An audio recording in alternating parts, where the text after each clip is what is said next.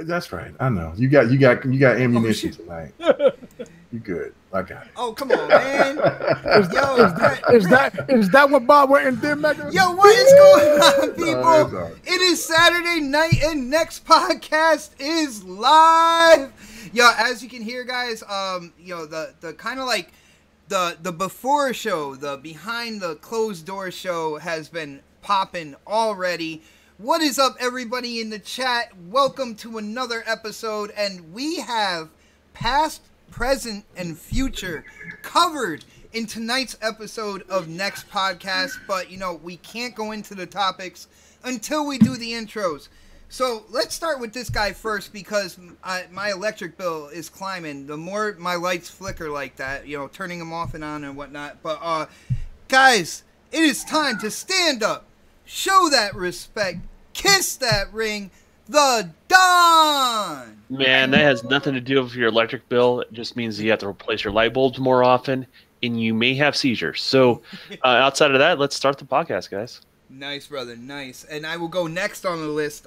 This man's gameplay, as I was putting it together, I have to say, I sat here and I watched the entire thing. It is fire. I cannot wait for you guys to check it out. Of course, I am talking about Predator!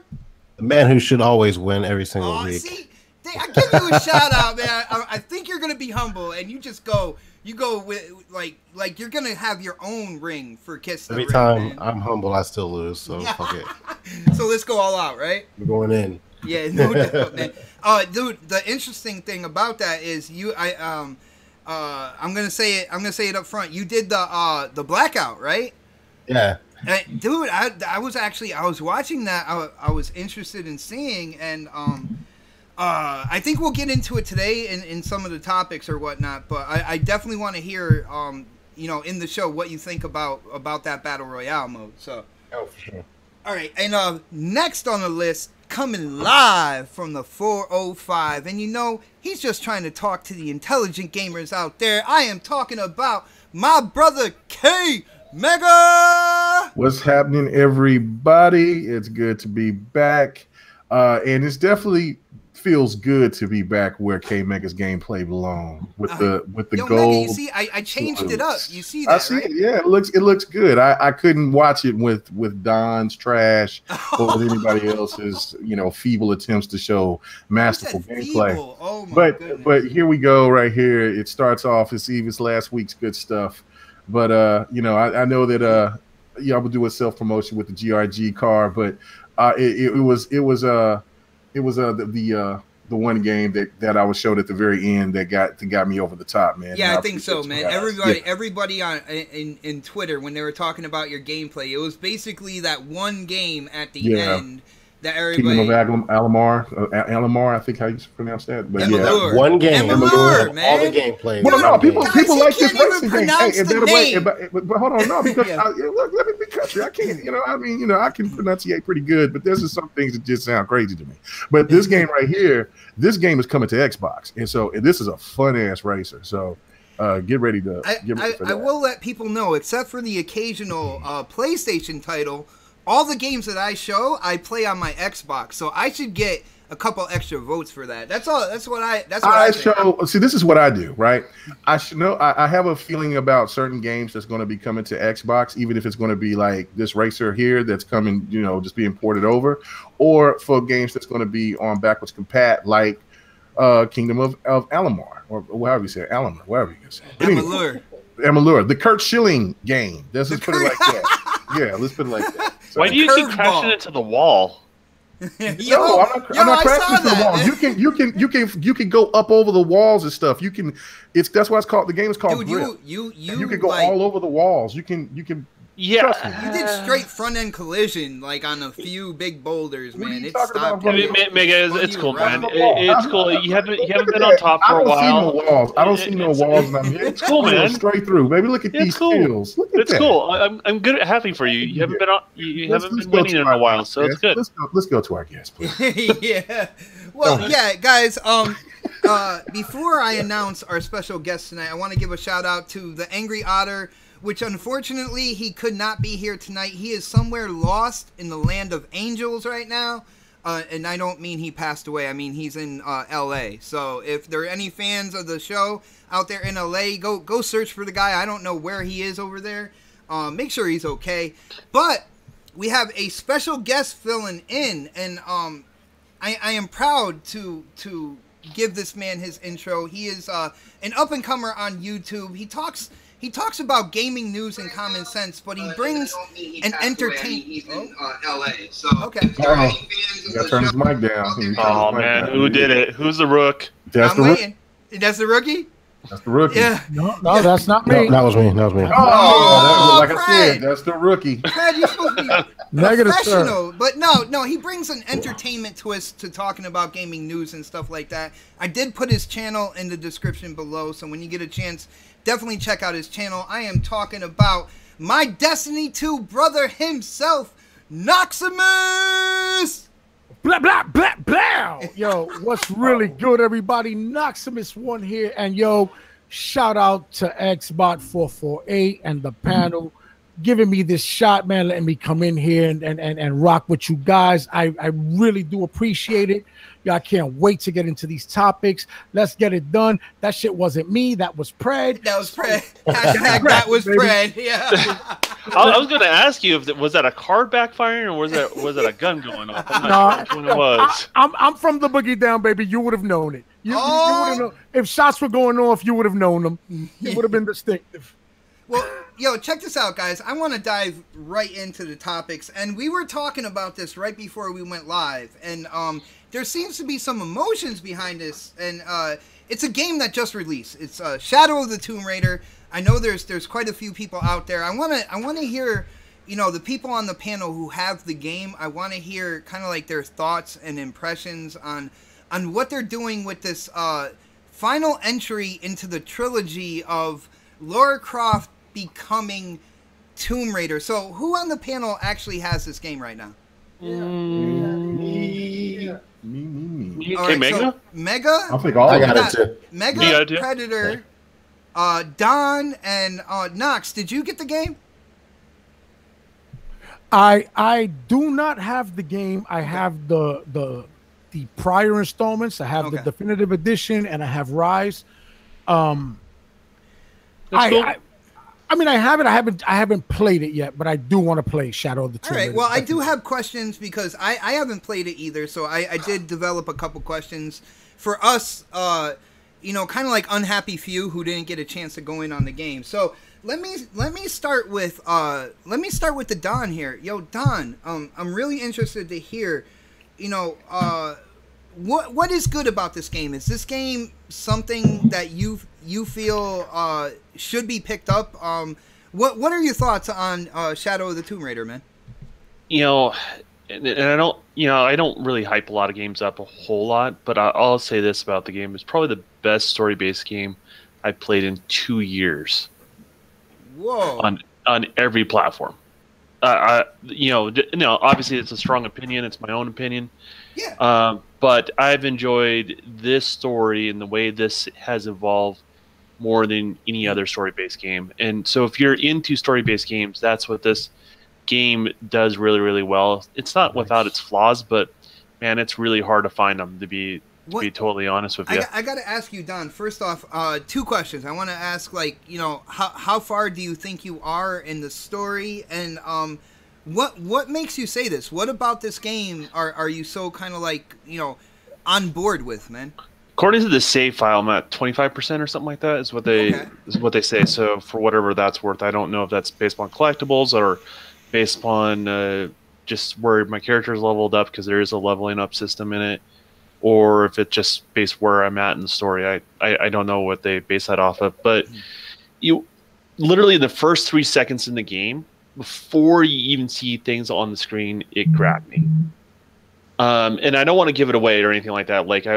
For people that haven't played or anything like that. But also, third party uses rumble triggers. Everything is it's open world ish, but not open world. If that makes any sense, it's more like a hub. You said they're using the rumble triggers on the Xbox? Yeah. Oh wow! So they're taking advantage of the added features of the controller then of that particular platform. Nice. So I mean, that's I mean, not a lot of third party does that, and so which is good to see.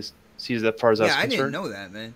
No, I mean, definitely has that going on, and with it, it's just lush. It's vibrant. It's kind of, I guess the best way to describe it is like it's linear to a point, and then it kind of gets these hub areas where everything is kind of the epic center, and the area you explore is you kind of explore from that central hub. Kind of like a branching type thing? The best way to describe it is, remember ODST? Yeah, I was thinking more like Halo 4. I know me and you have talked Halo 4 before. But you know how ODST is, where like it literally is, there's this hub area and you go to these different destinations, and then it opens up like a whole like background story of a character. Yeah. It's not like, I mean, it's not a background story. I mean, it's all lore, but you have these areas you explore, and then you go to this one area, and then it all of a sudden goes down a less of a branching path, a little more focus, and then it opens up again. So they do a really good job as far as all that goes. The pacing's been really, really good. They do a good job of introducing you to all the new mechanics, but not like dumbing it down to make, I don't know, it's not demoralizing as like far as like a lot of games go, like where they say you got to do this, this, and this. I'm like, I don't want to read through all this text. I just let me hit the buttons and let me play. Oh, like when they like pause the game and they put the text up there, and it's like, yeah, it doesn't do any of that crap, right? It's intuitive. But they introduce it to you and say, here's a new mechanic, boom, and they don't just keep pounding it into you, just like, hey, use that new mechanic. It's all of a sudden it starts flowing into whatever you're doing in the game. As far as that goes, it's probably one of the funnest stealth mechanics I've ever played in a game, and I'm not a huge stealth guy, but I love stealth, man. This makes it fun. As far as that goes, it's a more focused experience, and I don't know. I can't think of anything negative about it. The character has evolved and grown. You can see this small subtleties in Laura's face where you can tell she's an older gal, but still young. You know what I mean? You kind of walk the line even Dude, from I was gonna say, character. I seen gameplay of it, and to call her an older gal was kind of funny to me, man. But you get what I'm saying. Like you can tell her she's aged. Like she's in mid-20s. More mature, man. She's mid-20s versus like when they first started off the series. She was like 19 or 20, right? And you can see those subtleties that are there. And so I don't know. I don't have anything negative really to say about the game.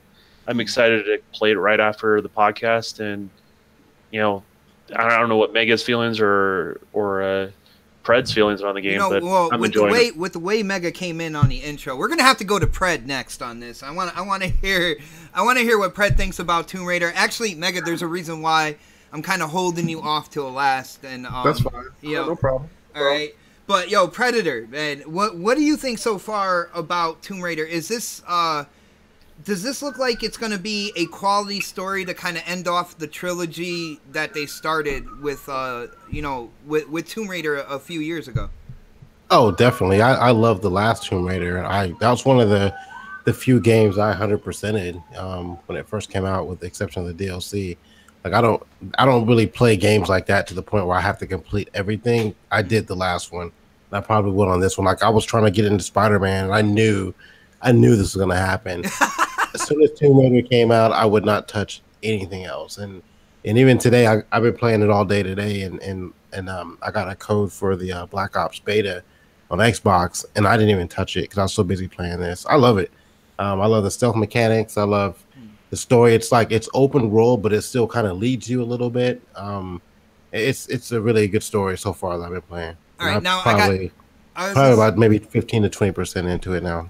All right, man, you just answered my next question before I even asked it. Now, so far in the story, does it seem like a twisty, turny type story? Does it seem like there might be like twists and turns along the way, or do you think the story is going to be kind of like straight projection, no real big surprises or whatnot, man? I think there will be, but I'm not that far along in the game to kind of hint at that. Okay. I'm hoping the last Tomb Raider was a really fun game to play. The story was interesting, but to me, the one thing that the last Tomb Raider really lacked was when you went towards the end of it all, I didn't really get that kind of like paranormal type experience that you would. Well, you're going to be excited. That's all right. See, that's it touches on it early on. Really? Yeah, way early. Oh, it actually sets the premise of everything. Don, check this out. This is the winning gameplay going on right now, by the way. I just want to let you know that. For people who are new to the show, like watching a rerun. I will let you know, guys, that you can vote for who had the best gameplay. Tonight, it's going to be between me, Predator, and the Don. But us three, we're going in, and you'll be able to vote on Twitter at Xbot448 at the end of the show for who you think had the best gameplay. But let's get to K Mega here, because Mega, I want to hear about your thoughts and opinions on this game. I want to hear how much you have played so far. But we are going to tackle that other issue, which is people coming out with reviews. So let's hit the first part, and then we'll go into the second part. So what do you think about Shadow, man? Excellent. I can't stop playing the game now since I started replaying it again. I started it when it first came out on Tuesday, and then I played it for like 3 hours, and then I had to go to bed to go to work, and then I didn't get the chance to play it because I had really late work days, and so I didn't want to just play an hour and a half and then go to bed. Mm-hmm. So I was like, me and Lara was going to have a date tonight, and so today, and so we've been doing our thing. But I love this. I love it. It's a lot better than 2, because 2's story was very slow for me. It didn't really start picking up until the middle end. And so this brought back all the juices of the very first of the reboots, which kind of got you right in there. Yeah, it just set the tone. The first one set the tone like, whoa, this is definitely different. It's intense. And once you get into this one, yeah, it is like Don said, you already know right off the bat that there's some supernatural elements, and then it does bring in a twist into it, because you kind of feel like, where's Laura's priorities at from the very beginning of the game, because she really messes some shit up. She's not clean and squeaky as you would think as a hero would be. No. And it's and you kind of see the further that you go through the game is her trial of trying to adapt to not only to these jungles out in Peru, but then just for for dealing with Trinity, because you kind of already know what the whole situation is with Trinity going right off the bat. Like, a lot of things in the first 2 hours of the game kind of just cuts off a lot of the speculation and gets straight down to it. Like, straight to the point, man. Yeah, straight to the point. And it's like, this is what's going to be. And like I posted on Twitter the Jaguar scene, and like that is it. And then one thing about Tomb Raider that goes back to the older Tomb Raiders is that creepy feeling because of the supernatural stuff. The way that this Dolby Atmos works when you have headphones, it is, look, there is, to me, like, when it comes to games with sound, Hellblade is the pinnacle. It is the number one for me. There is nothing touching Hellblade when it comes to sound effects. Tomb Raider is right under there. Like, it is insane how good it sounds. The $15 to invest in Dolby Atmos to own it is worth it just for this game alone. Yeah. To me, I still don't understand why they're charging for a feature on a console like that. But it's a one-time fee, though. It's a license. That makes it even Microsoft weirder. Microsoft doesn't. Well, you buy games, right? Those are licensed. Right. Same thing. Yeah, so it's a one-time fee. As I can understand if it was a monthly fee, because that's what I was nervous about when I first got it. But it is absolutely amazing, and this game is creepy. Like, once you got to Peru, and I seen them big ass monkeys, I was like, "What the hell? No. They look big as hell, like off of the damn off of a Planet of the Apes. I thought it was Caesar and his crew. I was like, I'm not going here. I ain't got no weapon. Yeah, you don't want to mess with Caesar, man. Yeah. So like, and then it's like I said, the Jaguar scene and everything else. I'm about 20% in now. You guys are all around the same area, man. That's right. Crazy. Well, I've been tomb raiding. I've been doing what Lord. See, that's Lord what does. I would be doing too. I've beaten 4 tombs and I got a crypt, so I'm ready to go. So you know what I'm saying. So I like to venture out, but yeah, it is ultra creepy, and that's the one thing about it that the older Tomb Raiders from back in the PlayStation 1, PlayStation 2, and you know, all the ones from the previous generations has always brought. It's just now it's so intense because this game looks so beautiful. Nice, you know what's really intense is the water. Bro, yeah. Whoa. We're gonna get into that, but first I want to ask everybody in the chat, please hit that thumbs up button, share this show out on Twitter, Facebook, wherever you hang out social media wise. Let's get a bunch of people. I want to see some new faces here as well. I want to see, people coming in who never checked out the show before, because I think they will be highly entertained by the time it's all said and done. Now, Mega, you were talking about game reviews when before we went live here, and I heard a couple. What are you seeing in terms of the reviews of this game? Are they high? What's going on, man? The reviews it was surprising that IGN gave it a 9.5. Whoa, really? Yeah, but GameSpot, they gave it a 6. There was another one that gave it a 6.5. Their excuse was that the game was really repetitive. It seems like the same old. And it's like what I said. I don't care if any fanboy don't like what I say, but man, it looked like they was on the tape. It looks like that they fell in for the bait, and they wanted to promote and they wanted to give a bad rating for a fantastic game. And a multi-plat, may I add, because of Spider-Man, because Spider-Man is in the same. A multi-plat that's synonymous with Xbox more. Well, that's what I'm saying, right? And that's because it's marketed by Xbox really hard, and it's like, oh well, and it's unfortunate because look, I know everybody has a different feel or whatever, but this game, at least, anybody that plays this game, and I've talked to a lot of people, even from people that has it on the PlayStation, whatever. They rate this game 8 or higher, and that's exactly where this game should be rated at. It is amazing. It's really, really good. To me, isn't it kind of weird, Mega? I gotta add, isn't it kind of weird for the big gaming media to be so different from like IGN to GameSpot? Like usually they're around the same score, right? Like not that big of a difference. Not that big of a gap from a 6 to a 9.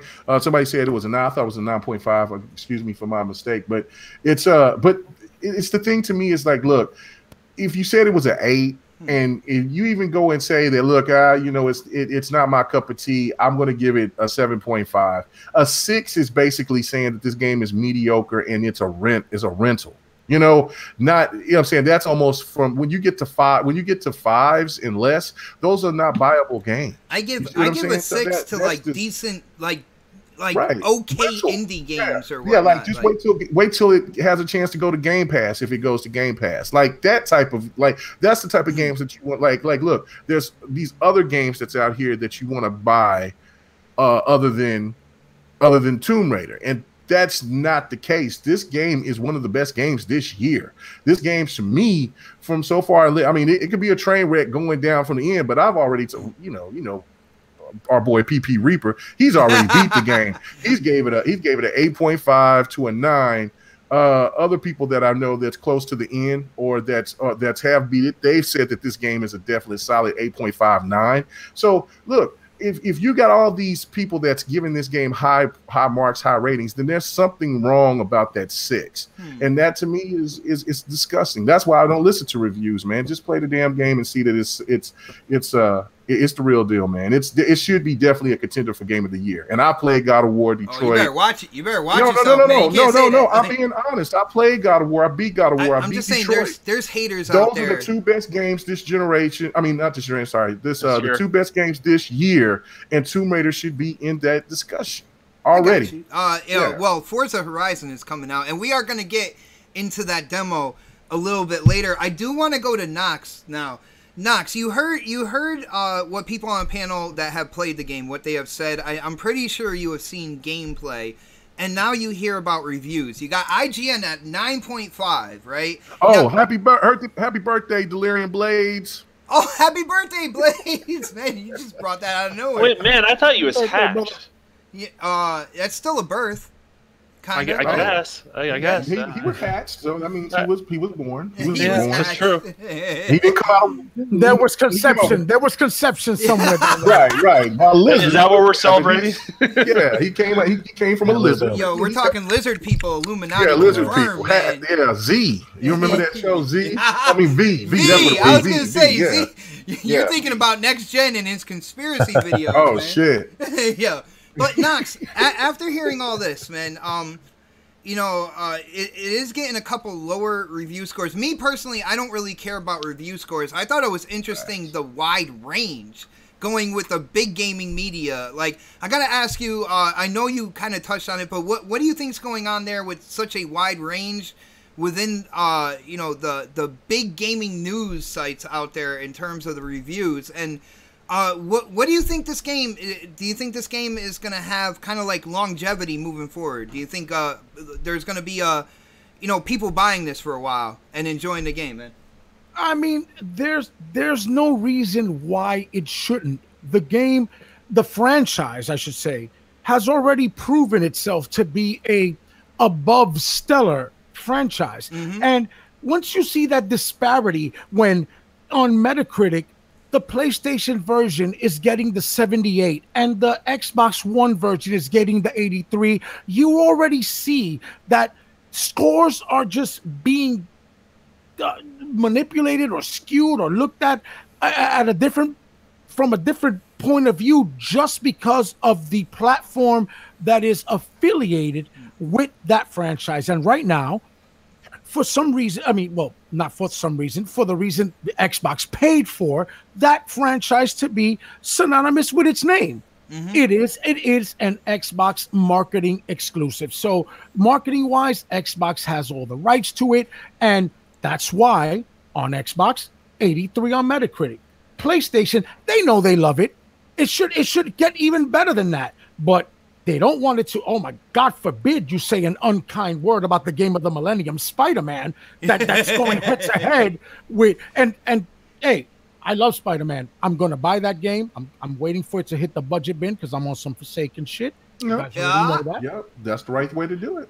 Yeah, because it's going to be a good game. I know it's going to it borrows from Arkham, which is one of my favorite franchises, but let me get back to the matter at hand, the subject here, which is Tomb Raider is a great game. It's always been a great game. People are just looking to hate on it because it is synonymous with Xbox right now. Had that had a marketing campaign exclusive to PlayStation, it would have been 9.5 on Metacritic. We were loving it. Look at it. Better than Spider-Man.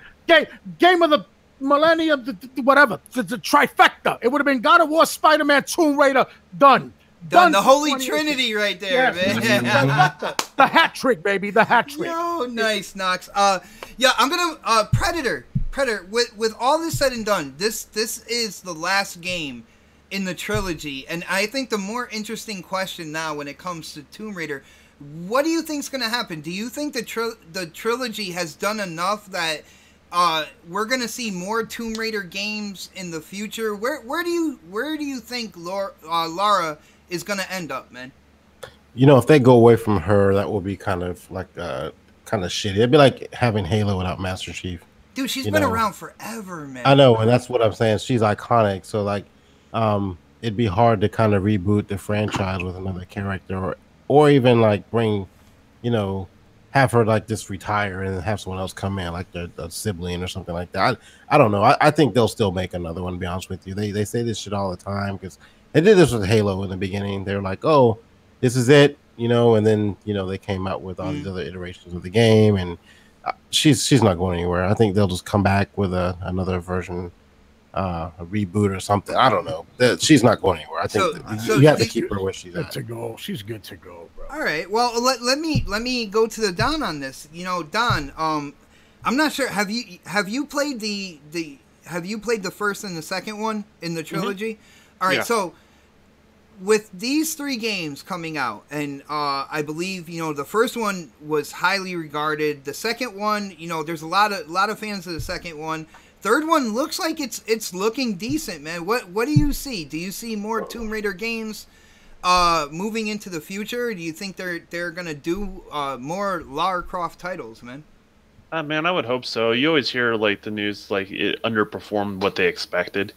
Yeah. With the franchise, and I'm a little worried when they say that, because what it shows to me is the publisher's willing to invest a certain amount of money to get the game made, with banking on they're going to be at least making this. And it doesn't mean it's necessarily not profitable, but it does mean that maybe they're going to pass on it. They're like, well, if there's something else that can make us more money, then maybe we'll go that route. And so that's my concern now. As far as hold on 1 second, yo, Predator, I did not see that license plate, man. Oh shit! Yo, my bad, Don. I had to say it. Like they're in the chat, and I saw Predator. He's like, look at the license plate. And wow. I did. Oh my goodness. But my bad, Don. Continue. Don't worry about it. No one's gonna vote for that. It's an Audi.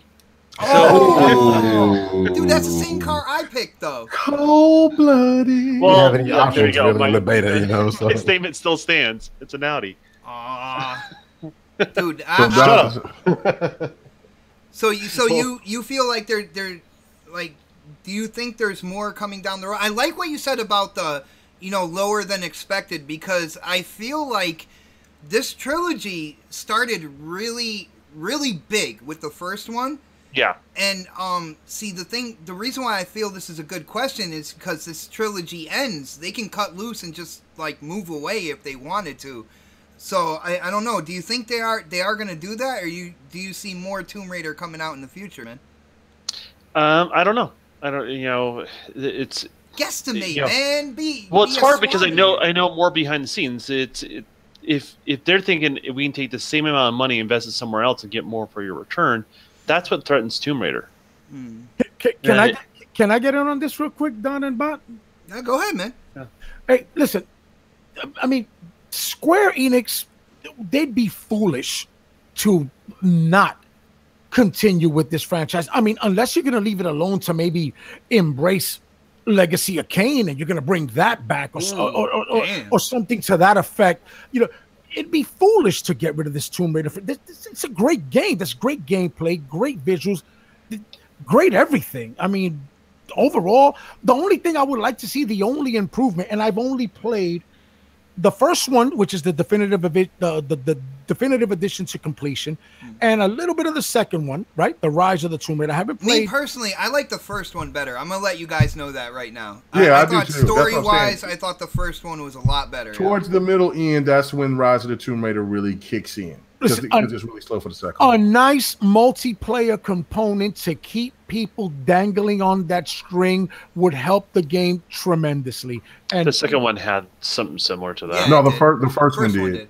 The first one does. But it wasn't good enough. It's like Uncharted. No. It's like Uncharted's multiplayer. But that's the problem. They're not building those games like that. I mean, here's the thing. I see where you're coming from, but I'm just reading the tea leaves of the publishing company and how they're looking at it, and they're going, well, we expect this to do better than this, and whatever their predictions and their numbers, who knows? But if they feel like they can make more money, taking that same amount of money, investing it somewhere else, that's what threatens Tomb Raider. I mean, it really does. So, regardless of what we think about the game, is almost kind of irrelevant. It's how it's performing, basically, on the business side. I mean, real quick, is this Square's game or is this Crystal Dynamics game?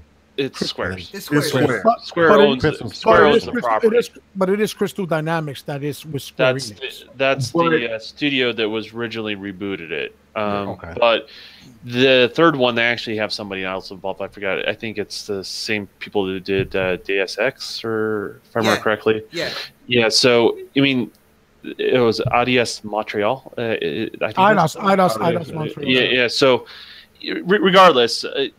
That's what really threatens it. Like, if you ask gamers that really enjoy the game, they're going to say, well, yeah, make another one. But if they look at dollars and cents, they're like, okay, we made profit, but if we can make more profit doing this. Yeah, but Don, this is the same thing that's happening. I mean, we're losing out. Look at Black Ops 4, for instance, and I know we're going to talk about that in a few, but I mean, You guys are doing segues all in the beginning of the show, by the way. But go ahead, man. Right as I'm playing the game in my video. Awesome. I'm just saying, when we're losing out on campaigns to only go multiplayer because that's what, the instant gratification of this generation of gamers wants. I don't know, man. I'm not feeling that direction, man. Well, but it has nothing to do with what you feel or what I feel. Right. It has to do with dollars and cents. People that pull the strings, how they feel. Yeah, exactly. You're right. Exactly. So expectations. And think of a publishing studio like this. They only have X number of dollars. They're the guys with the dollars. They have the bank. Mm-hmm. They will decide where they're going to take that investment. Either a new IP, pre-existing IP, free-to-play business model, something that's multiplayer only, something that's campaign related in regards to, and they're usually either A, going to follow trends, and they're going to follow numbers. I mean, that's what publishers do, and I don't blame publishers for doing that. That's kind of their job to a certain degree. So when they've said it consistently over and over again, because no one said Tomb Raider hasn't made money, because otherwise we wouldn't be on the third iteration of this particular trilogy. They would have cut it off at 2, essentially. Mm-hmm. But what I'm saying is, if they find another cash cow that they can invest somewhere else in, and they feel they can get a better return, that's what threatens it. I love the game. I think it's the best out of all 3 of them. Dude, I love the way the jungle looks. From what I see from the gameplay, like graphically, like the immersion of being in the jungle and using, like you said, the stealth, the camouflage, kind of like muddying yourself up and blending into the environment and stuff like that. I feel like that is just awesome gameplay mechanics right there. But at the end of the day, I mean, we got to be honest. Shadow just came out, but if you look at the trilogy as a whole, it looks like a downward trend. So I want to ask K-Mega to get in on this, because I feel like, Mega, you might have some opinions on this. What do you think, man? Are we going to see Lara in the future, dude? Well, this is the thing for me. I was going to just say is that I think from the one reason why Xbox got that 1-year exclusivity is because they helped fund the game. I could be wrong, but that is 100% true. So okay. So basically, even though technically Square was the publisher, it was almost like they were a co-publisher with Microsoft. Right. So they basically said, "Hey, we'll float you even more money to get the game built like a traditional game." So right, and so basically, what I look at it is like this: this could be a win-win on 2 different fronts, right? If it's a game that does really well on Xbox, I could see that this could be the perfect game to go against Uncharted, and Xbox can swoop it up. Make it exclusive? Because I mean, look, if the game doesn't sell well, I mean, there's somebody in here that's anonymous, but they keep saying the Tomb Raider is selling really bad. We don't know, because this is the thing about NPDs; they do not track digital sales. On Tomb Raider, they would. Would they? Okay, yeah, so to be clarified, just so because obviously we always refer to NPD. Right. Usually first-party games like, let's say, Forza. Mm-hmm. Microsoft doesn't release the digital sales on those, but it's some companies like an EA will release both. Okay. And they'll give you a total. So it depends, because I don't know if Square does it with their title. So it's basically a publisher by publisher basis. If they're going to release that information as far as digital versus physical. Right. And so also, okay, so regardless of that, so if they'll show it, right? Well, go back to thinking about what happened with Rise of the Tomb Raider. It sold 1 million copies in 3 months on the Xbox during that first year. From what they were saying, and I don't know what the sales were overall at the end when it came on the PlayStation. It didn't do too well at the beginning. I don't know what it did at the end, because I don't really follow sales that way. Yeah. But all in all, it's a situation to where if Square Enix wants to back out of the Tomb Raider because it just isn't gravitating, and the way that this game looks, the way that this game's let go of the franchise. Yeah. I mean, this is be perfect for Xbox to grab and add to their portfolio. And if you know what I'm saying, and if Microsoft doesn't move on that, then you got THQ that's buying stuff. You have other it could be an opportunity for another company, maybe like 2K Games or something, to grab this property. What this trilogy has shown is that you can take Lara and make it canon and turn Tomb Raider into anything that you want to. You're damn right. And I agree with Mega. Had Xbox made Tomb Raider a freaking exclusive, it would have been more successful than it is right now. But I think the reason why by Microsoft, well, because it's Square Enix's game. But I think the one reason why maybe those talks, if there were any talks, would go away is because Microsoft doesn't want to deal with that type of controversy. Because remember, makes sense. They were going after threats that coming after that later. They were talking about they were going to rape her, they were going to kill the devs, and all of this. And what's the sad thing about that? With all that stupid ass ridicule that they gave because that game had a 1-year exclusivity, they still didn't go support that fucking game. And shame on you for going that route to talk about that game that way, and then you don't fucking support it. That is trash. You're not a gamer if you don't. If you know what I'm saying, if you're legitimately mad, like let's just say that Halo, right? Oh, not Halo. I don't know. Let's just say a game that's going okay, like Street Fighter, right? I love Street Fighter, right? And so Street Fighter is on PlayStation, and let's say that I was one of these ignorant ass fools that went out and said, "Oh, you know what? I'm gonna kill a dev," but then I didn't go buy. I didn't go buy Street Fighter. What the hell does that say as me as an individual and as a gamer? You're not one. So therefore, I look at that as, look, it's an opportunity that could be a win-win for Xbox, but if they're smart enough to take that deal, but yeah, this series is strong. And even though this game might not sell well, we don't know. I think this is one of those games because there's so many other games that's coming out right now. Other people are overlooking Tomb Raider and looking at Red Dead and whatever other game that's coming out, and this might kickstart like after Christmas. During December. I gotta say, Mega, I love where you're going with this, because if this trilogy, like I said, it has a downward kind of trend going to it. If Square decides that they don't want to do any more of this, let's be real here. If Xbox buys the franchise, the license or whatnot, I feel like maybe it might not have been as successful as a multi-plat now, because you have Uncharted on the PlayStation side, and the PlayStation extremists, you know what they said, Uncharted head and shoulders better than Lara. Tomb Raider looks like a cheap Uncharted, even though Tomb Raider came way before Uncharted did. But I think it would be a good time if this is the case to make it an exclusive, and I think it would thrive as being under that umbrella and being developed first party wise, man. I agree, but it would be much more successful, in my opinion, if it was an Xbox first party exclusive as opposed to being multi-plat. It's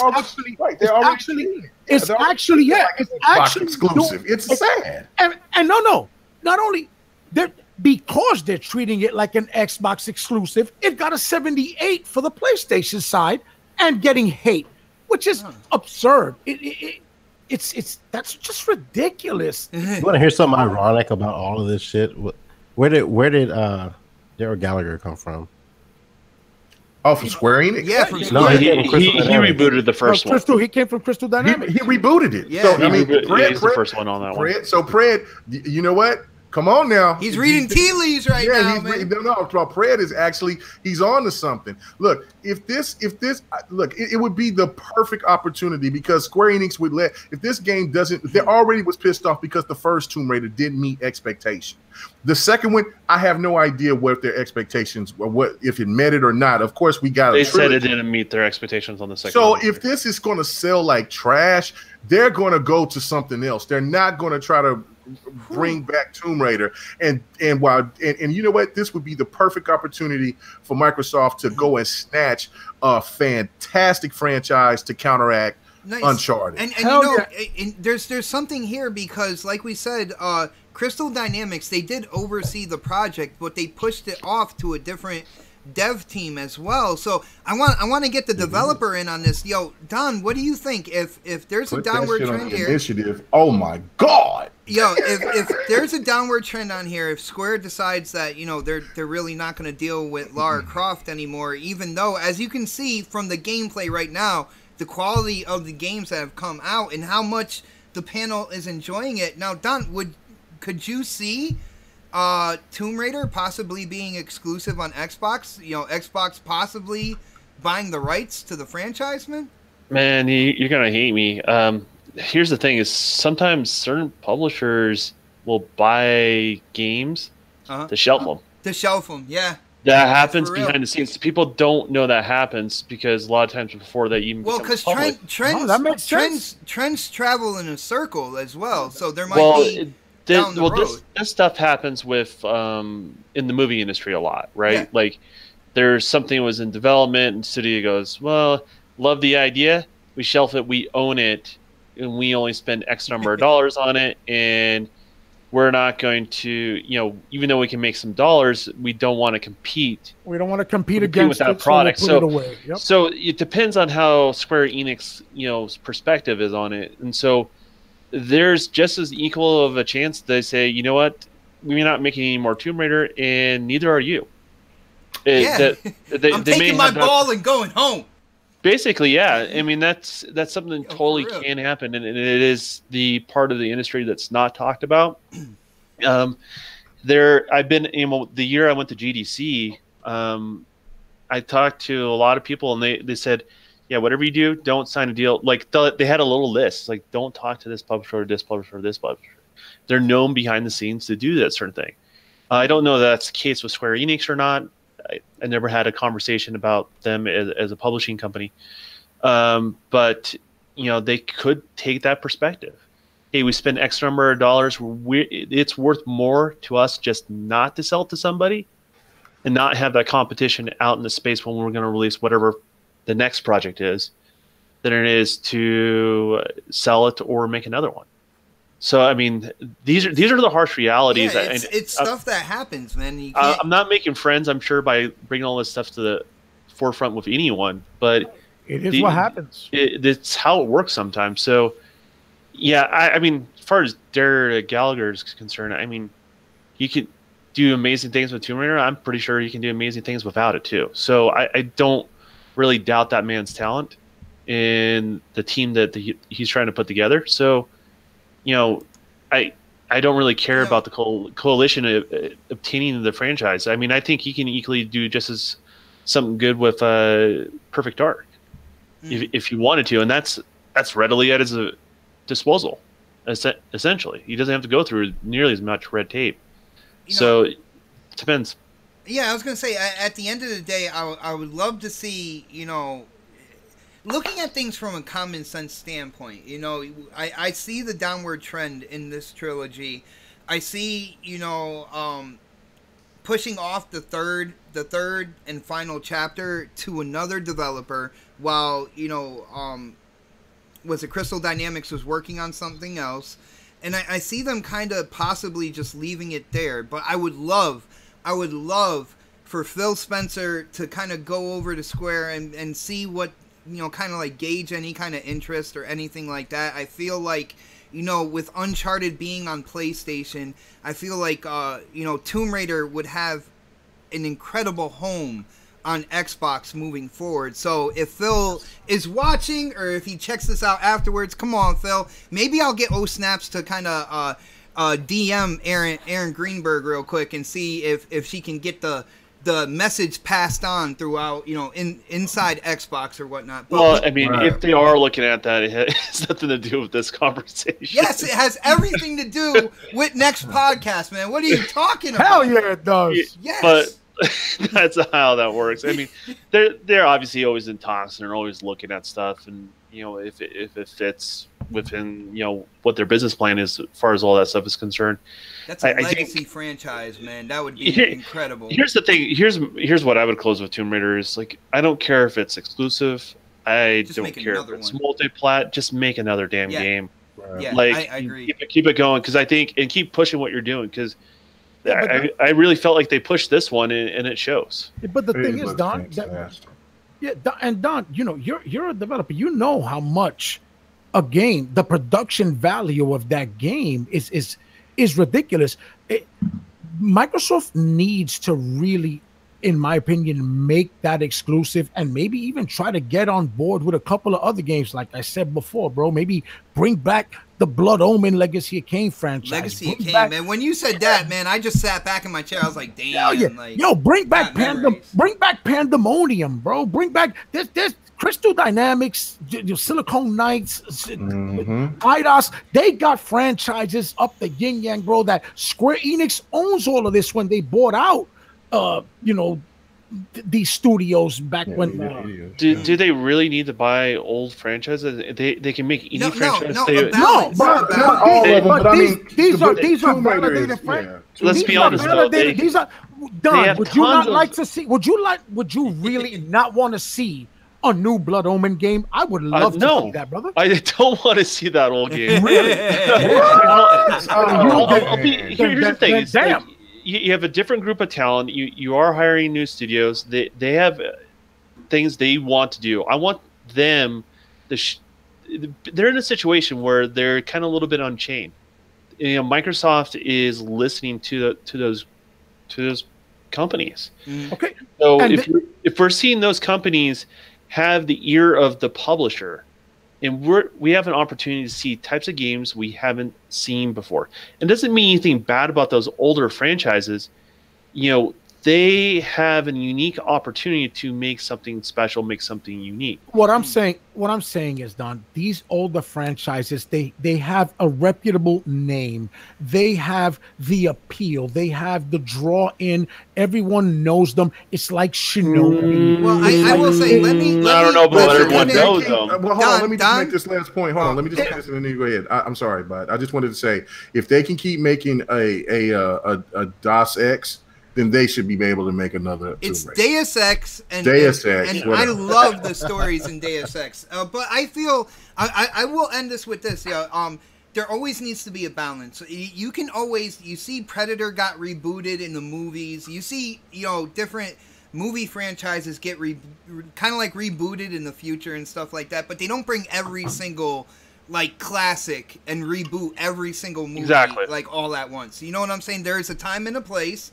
I feel like if they ever did a Legacy of Kain between now and say the beginning of next generation, that would be really fire. I'd love it. That would be really awesome. You gotta pay the bills, Bot. Somebody paid the bills. So you want me to say it? Yeah, go ahead, man. Indie Gamer. The Indie Gamer. He said, "Epic show so far, guys. Xbot, you're the man, bro. But K-Mega is legacy." Okay, that's why you wanted to say Thank you. Appreciate it for the $1.99, man. That's all right, man. Yo, I appreciate it, Indy. Thank you so much, man. And you know how you can show I am the man. It's on Twitter after the show. Vote for Xbox. I'm just saying. I'm just throwing it out there. But we did cover the present. Let's talk about the future right now, because a certain demo came out on Xbox. Forza Horizon 4. Now, I know... Yo, what's up? Before you go to that, everyone should check the DM real quick. What DM? The next DM. The Twitter DM? Yeah. And then go ahead. Sorry to interrupt the show. Okay. Okay. Well, Don, since you saw that, if you want to go ahead and it seems that the Angry Otter, even though he couldn't show up, he wanted to let his presence be felt. So, Don, what did he put in the DM, and what are you going to be putting in the chat, man? You want me to put it in the chat? Yeah, why not? Cool. We'll spread it out. Spread it out. You get so, 1 and 2. So it looks like Otter couldn't make the show, but he basically has some codes for playing the beta for Black Ops. So if you guys want to play with some of the crew here that's going to be playing it, this is your opportunity. So look out in the DM. I'm going to be dropping the codes sometime during the show. There's two of them. There's two codes for the Black Ops Blackout, which is the Battle Royale beta. And Adamus put them over to us, so huge shout out to the fam, Dark Goldblum himself. And the Don, he's gonna spread it out. You'll see the code, grab the code, and put it in. If you put it in first, you get to play the beta. So that's pretty awesome, man. I want everyone to load up their Microsoft account and just see the copy and paste, see how quick it is here. Yeah, I know that's what's gonna happen, but that it's cool. It's still a game. It's like a game, right? You know what I'm saying? Yeah, exactly. Yeah. Check this out. Talking about game, Forza Horizon 4, the demo came out, and I know Forza, they come out with a demo every year, every time they drop a new title, but I gotta say, this demo, to me, is different. It's different than what they've come out with. I gotta say, I had a jaw drop moment when I got into this demo. Me personally, I think this game looks absolutely fantastic. And from what I'm hearing from our boy Alan Walsh over on Crossfire, this game is going to be chock full of like RPG elements. Of course, racing. You got group races, co-op, daily activities, weekly activities. But man, all that put together with the graphics and how the cars feel, I gotta say, this is now my most anticipated game. But I need to go out throughout the panel, and I need to hear what you guys think about this. So, hold on. Mega, did you play the demo, man? Man, what do you think? Dude, let people know. What do you think? What are the highs and lows that you have seen so far? I will be quick because I know I've been talking a lot tonight. But, yeah, look, the beginning of it was the E3 demo. And I was like, well, it's still breathtaking. But I was like, oh, damn, I kind of wanted more. And then once you got past the E3 demo, I said, there is more? What? And so I no-lifed it, you know what I'm saying? And I think I'm almost done with it. I got like, I think 2 more races, and then I'll have it 100% complete. So that's how I play Forza. I don't play games with Forza. I love it. So it's beautiful. It's even better on my television than what it was at E3, and that's saying something because the game is breathtaking. Hold on, it didn't get downgraded, man?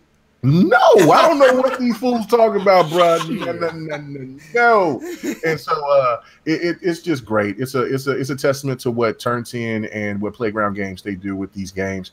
It's just a franchise that's getting bigger and better. The more that I've even seen PlayStation fans say, look, I haven't played anything so exciting since Project Cars, and I'm buying this. And for people that was jumping on my neck for me saying that I bought the Ultimate Edition, the $100 version, which I will say this, is that this time around they did the right thing, and they're implementing the expansions. Yeah, they're putting everything into the. They're putting everything in there. So that kudos to doing the right thing and putting those in there. So yeah, no, it's absolutely fantastic.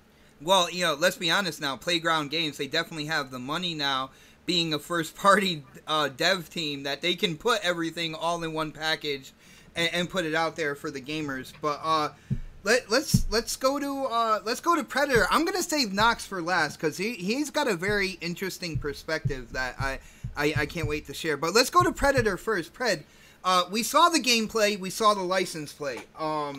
Cool move, by the way. Very creative. I like that, man. But what do you think about this game? Like, I don't think you're crazy into racers. So what do you think about Horizon 4, the demo, anyway? Pred? Wait for it. Pred? I'm here. Pred! Hey, it's Pred, raining how over you here. doing? I don't want you guys to hear all this thunder and shit going on in the background. I played Forza Horizon 3 was my first Horizon series, and I loved it. And playing 4 just reminds me of it. Really, honestly, it reminds me of the previous one, just with a new skin on it. It looks better, but it's still Forza, and I think I'm getting a little burned out from the franchise personally. I like the game, don't get me wrong. Luckily, it's in Game Pass. I don't have to buy it. I just play it in Game Pass. But I think if I had to spend money on it this year, I would probably pass on it just because I'm racered out. When it comes to the Forza franchise, I think this break they may be doing here with the next one is actually a welcome break, just to give it some time to kind of just marinate for a little bit. But the game looks great. It plays great. I mean, I love what I'm playing on it. It's just like I'm not gonna buy it if I had to.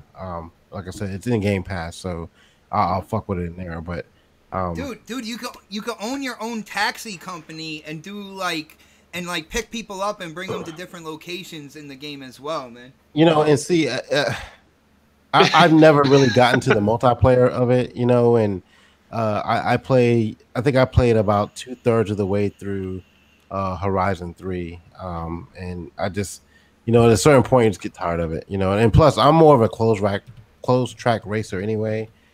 So the Horizon series it's fun, but I'd rather just play on a standard track and do the shit on there. But it's not bad. Whoever likes racers, I'm not gonna knock you for playing it, but it's just a pass for me this year. I'm just gonna let it sit back. Well, if you do get into it on Game Pass, which I feel you guys know my whole thoughts on Game Pass. To me, that is a game changer right there.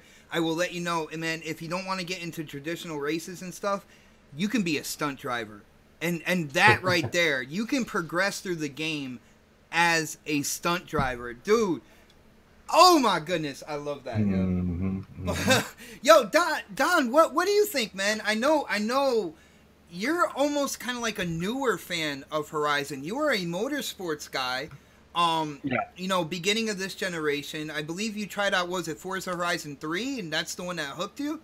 Yeah, that's one that got me into it. I mean, I have went back and played the other ones. It was hard going back to play those because I didn't really enjoy it all that much. Okay.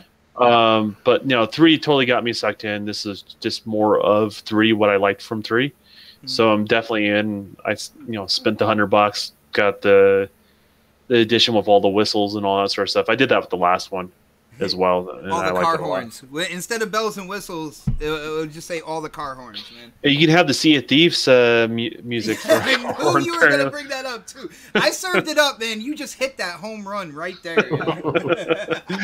But no, I'm excited for it. I mean, I was excited before the demo came out. The demo just kind of whets your appetite, what you're already waiting for if you're sold on the franchise. So, Don, I got to ask you, from your standpoint, where you deal with developing graphics, in games and such, what did you see in this demo? Is there anything that you can see, from your expertise, that where because I think the lighting is absolutely tremendous in this game. Like when you're racing through and you got like the trees on both sides, like the sun shining through the trees, to me looks crazy realistic. What caught your eye as like a graphic developer with this demo? Well, there's nothing like in particular. It's really the greater sum of everything put together is the best way to kind of describe what they've done. I would say the thing that stands out to me the most, I don't know. That one's really tough. You didn't expect that, right? No, they've done a really good job. I would say, and this is something you're not even seeing yet, is the HDR. HDR. Well, not all. You see, not all games that have HDR really implement the technology, I think, the best. And some stand out more than others. And the Forza Horizon 3 stood out as one of the best even today compared to a lot of the modern newer games. And 4 does take it up to the next level, and it's really noticeable. And I make fun of it. It's that little Ford Fiesta rally car section in the early portion of the demo. That thing pops ridiculously, and that I think what makes them stand out, because there's it's a good looking game. You have good graphics, but it's how it's all tied together, and the HDR just gives it kind of that extra polish that a lot of other games are just not quite hitting that mark yet. So, I got you, man.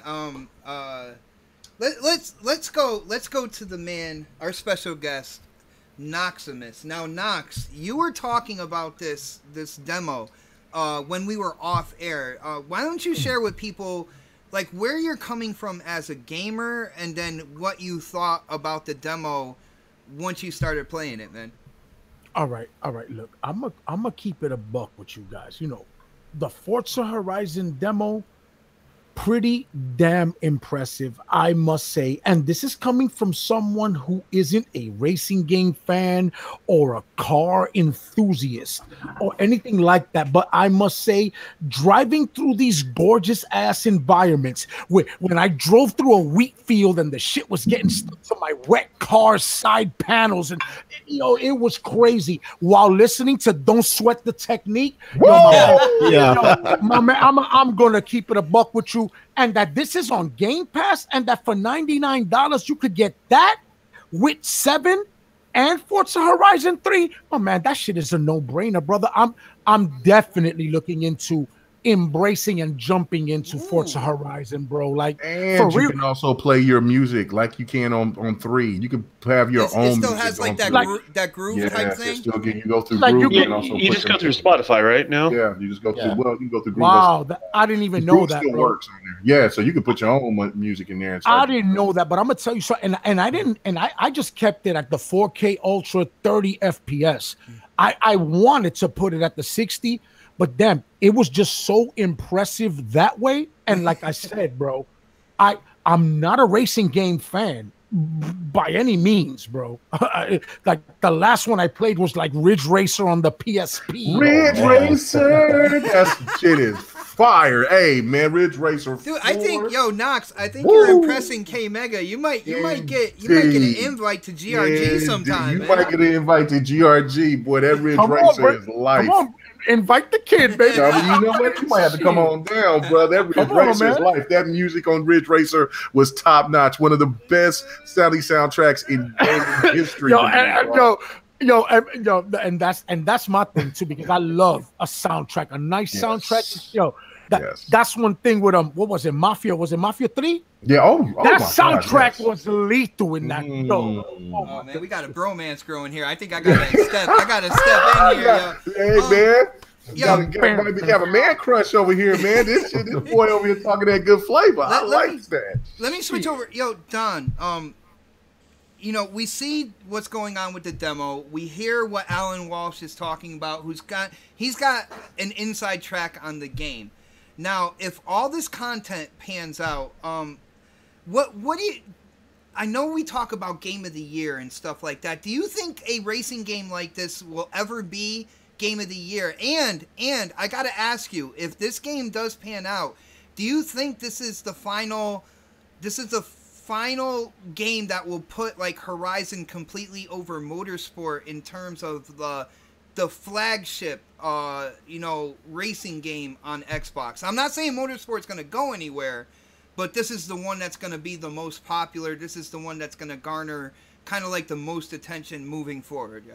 That one's hard to say, because like the more sim racers is what overshadowed all the arcade racers originally.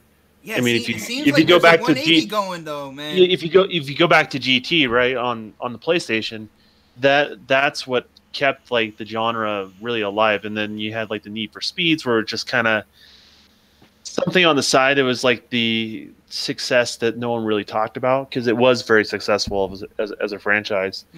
And so, but you go forward and you look at Horizon, there's not a lot of competition in that space anymore.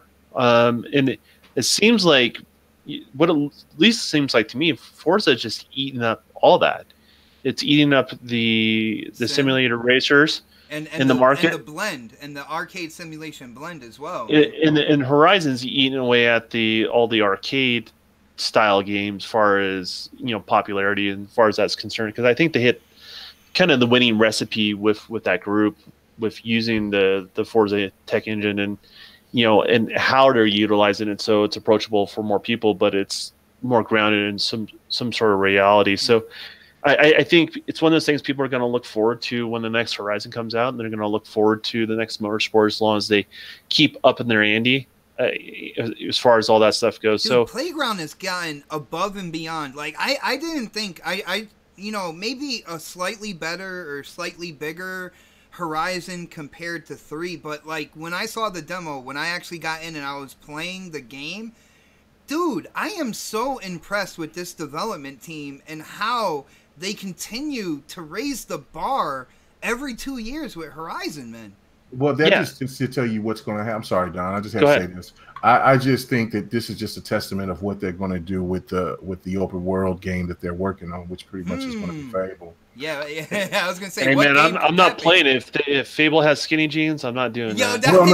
No. One downside. I do want to ask you guys this, because last night, our boy Bloody Knuckles, I call him a baby bot because he's so full of energy, but he gave us some concept art of what's to come for Playground Games, and that looks insane. It looks like I'll put it in. It looks like early proposal art for when they were searching for a publisher for what it looks like Fable mixed with anime. It's stupid of what, man. Like it looks like it's got to do with a big ass sword like Cloud, and then like it's got like the design of the characters. They look more anime looking, but the world looks so flushed out. Your gameplay just got me dizzy, by the way, yo. Hey, look, man. That's why I won, man. That it just mesmerized people, get them hooked. But I just wanted to say that. Look, it looks crazy. I'll put them in. Can you share that in the DM or? Yeah, I'm going to share that in the DM. I definitely want to see that. Yeah, but just so you know, Mega, what that looks like is early production art they'll give to publishers to try to pitch an idea. Okay. You remember when you saw Cliffy B talked about the game that he was kind of coming up with that Microsoft shut down? Oh, the one with the dragons? Yeah. It's kind of like that. So it's concept art. Yeah, it looks great. It's finalized. So that's what the rumor is they're working on Fable. So you look at that and you're like, I can see how people can jump to that conclusion or pitch that idea back to the team, if you know what I mean. So my question would be, what Fable do you guys want? I want them to reboot it. To be really honest with you, I don't want a Fable but in what style do you want? I want it more swords and spells, and I want them to kind of take the rifles and the shotguns away, and I want them to develop Albion again, like slowly. Don't go so far ahead in time. Really focus on the spells and stuff. Stay in that medieval era. Yeah, exactly, man. It's kind of like I think that's what a lot of people want. They want to stay in that medieval era. But I mean, gameplay wise, do you want it to be like Legend of Zelda, Assassin's Creed Origins? I want it to be my perfect world for Fable would be a mix of deep magic with some technology, but keep it in the same older world of the Witcher, like old time folklore. Yes, that's what I would want. That's what I want. And these pictures that I'm going to send to you guys, it looks like that. It looks insane, bro. It looks really insane. Well, I gotta say, when it comes to Forza Horizon 4, when it comes to this demo, even the gameplay we've seen, I've seen people on social media try to put pictures side by side, but they didn't take into effect into that they had a speedometer next to each one, and one was going 64 miles an hour, another one was going like 180, and they were like, "Oh, look, there's a downgrade in the grass." And I was like, "Of course, it's blurring by you at like 180 miles an hour." You can't say nothing. They can't say nothing bad about that. A lot of that soft compression, as far as all that stuff is concerned. The mileage itself, there's a difference there. You know what I'm saying? You get more detail the slower you go. You'll see the detail more. But anyway, I gotta ask you guys, and this is just hypothetical, if this game has everything that we have heard so far, we've already gotten hands on with the demo, can this game, will anybody out there consider it, if it is what it is, as a Game of the Year contender? Can you see it in that listing? Let me answer your question by a follow-up question. In its category. Do you ever see Madden being Game of the Year contender? But Madden never does anything. That's what I'm saying. Racers are not gonna ever get that clout, regardless of how good they are. They're just they only have one. They only have that one dimension. You know what I mean? Just like a sport game, it only has that one dimension. So yes, best racer of the year. Abso-freaking-lutely. Best car game of the year. Yeah. Game of the year, when you got God of War, and I don't know about Red Dead yet. Yeah, Knox, you're a God of War. You're a God of War fan, like the last one that came out, awesome. Right? Yeah. God of War is good shit. It's the best PlayStation exclusive this generation. Best PlayStation and Detroit. Period. Better than Detroit, better than Horizon Zero. I love Detroit's story way better than God of War's, but God of War is at the pinnacle of really good games. I still think Red Dead is just probably pretty much the good. And like I said, Tomb Raider should be in that discussion. But I do think that Red Dead's going to be probably. I think Red Dead's going to take it. Everybody knows. If he puts it in there, though. I mean. It drops. I feel like I'm the only one not getting Red Dead Redemption 2, by the way, and it's not pressuring me to want the game anymore either, because you know me with cowboys. I'm good. Like, pass. Just pass. But you always play Destiny with a 6-shooter, so I don't really understand. Hold on. I got an auto rifle and a bow. All right, that's what I got. I had to stick that in here. Yes, need some Destiny talk there. I'm not going after you. I'm just like, he started it. Why do you? Don started it. Yo. I mean, otherwise you wouldn't be playing Hunter. Hey.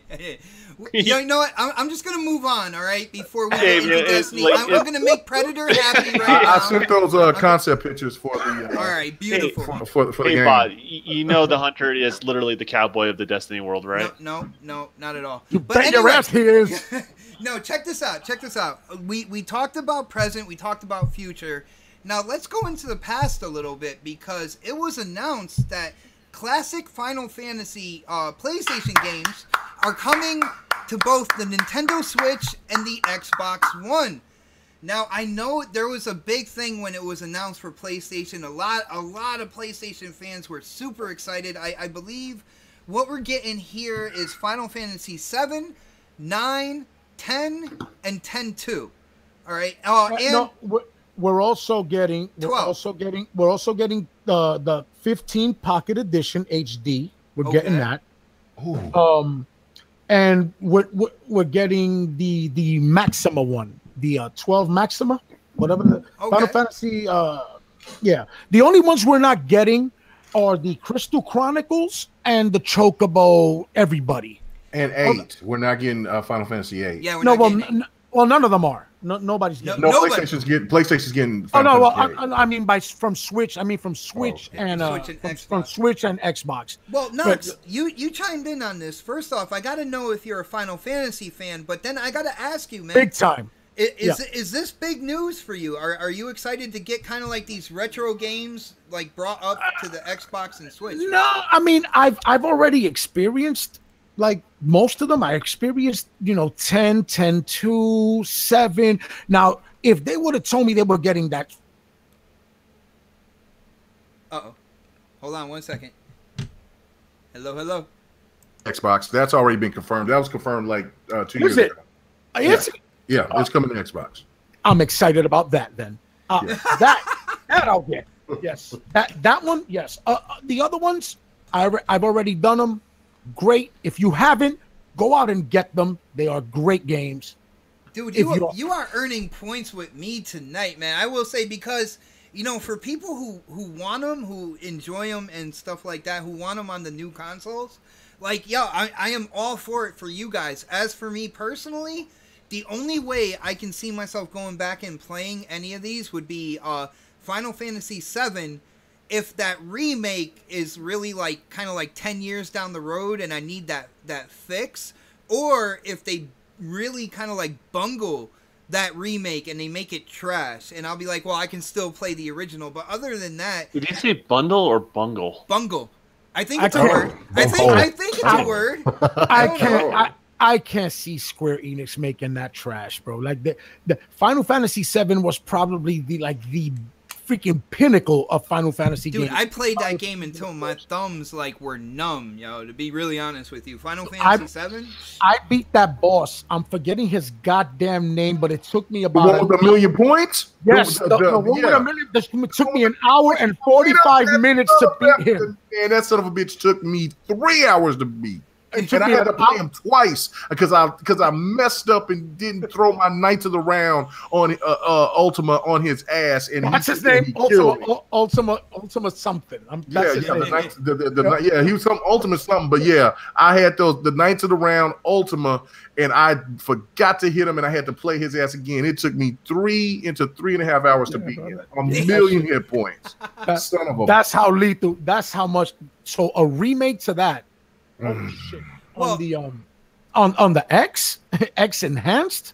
Oh my god, I would love to see that shit. Yeah, well, and I hope, because what we've heard from the Final Fantasy VII remake is they were thinking about going the episodic route, which to me, when you talk about this type of role-playing game, I'm not sure how that's gonna work out. And of course, it seems like they kind of went back to the drawing board a little bit.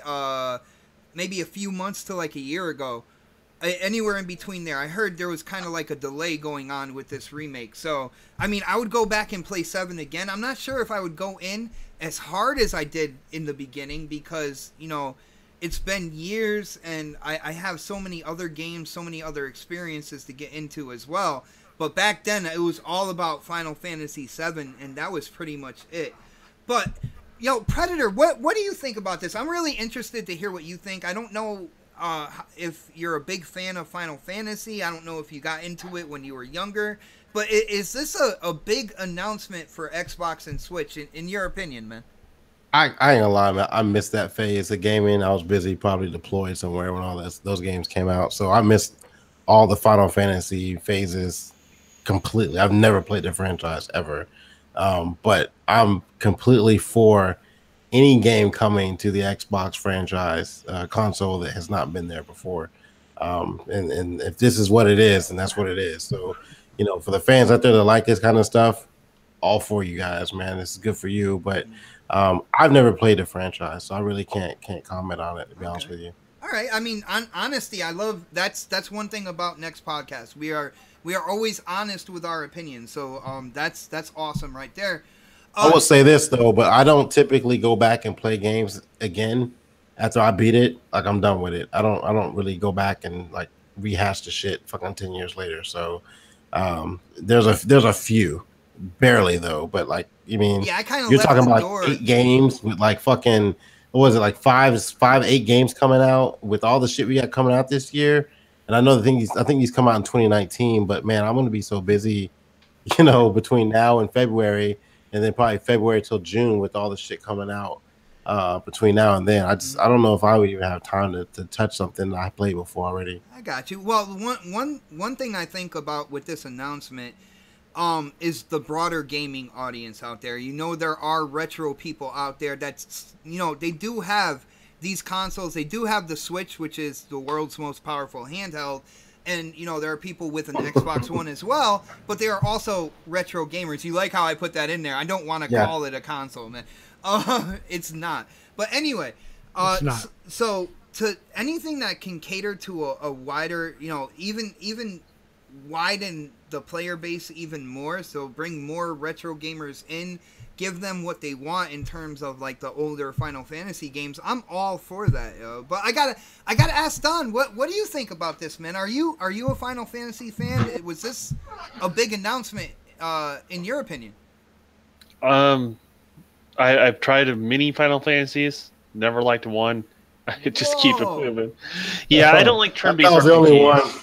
No, I don't like turn-based RPGs. So like, it kind of bums me out because I'm missing on something that a lot of people love, but I just can't get into them.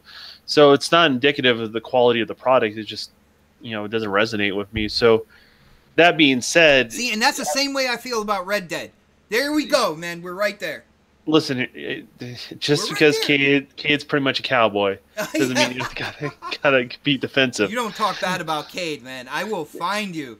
All right? Yeah. You don't. Last time I heard, he had a tombstone. Anyway. Oh no, Knox! You hear that? He didn't just do that, did he? You know, he's disrespecting Cade. No. Yeah, man, he's cool. I mean, he's the cowboy of. I got a bullet for you in Crucible. I got a bullet for you in Crucible, Don. Oh man, you know that's not gonna hit me with all that lag. Yo, Knox, you served it up for him, man. Why'd you do that? I know he was waiting for that. I lobbed it to him. You did underhand. Yeah. Underhand lob. That was an underhand lob, right? Bloody. Yeah, he did. But I mean, let me finish up with regarding Final Fantasy. The thing is, even if it's a game I'm not into, I'm always happy for other gamers to have something that they actually enjoy. And so, for me, I always will root for a game to be successful, regardless if it's not the game for me, and that it should find its audience. And Final Fantasy definitely has an audience, yes. and it's good for people, regardless of what platform they can go. They can go, hey, you know what? I like Final Fantasy, and I can play through all of those games. And it's important to preserve those games as far as the industry is concerned, because even if you're not into Final Fantasy, people do pull RPG elements from those franchises and they implement it into their game. You're talking about Genesis, it's SquareSoft and it's Final Fantasy games. A lot of those RPG things are taken from there. Now everyone's got their own little spin, but it's important to kind of know where that stuff comes from, and it's important to preserve it, and it's important for people to be able to play the games they enjoy. Don, I gotta say, when you talk about preserving it, I think that is a great point right there, because when you look at, especially with Xbox, because let's be honest here, we dive a lot into Xbox news and everything like that. They are looking to have their platform, do away with generations. So if they have these games coming into the Xbox One, for people who love the games, who want to play them, when Scarlet comes out, or even beyond Scarlet, they're talking about having their games be able to be played on any of the hardware that they put out there. So you would have these games preserved and would be there waiting for you if you pick them up, maybe 2 hardware cycles down the line or whatnot. You're still able to play them if you want to. And I feel that is a big aspect right there as well. K-Mega, what do you think, man? You like to go all over the place, play all sorts of games. I can almost guarantee you're a Final Fantasy fan. Is this a big announcement for you, man? This is an enormous announcement for me.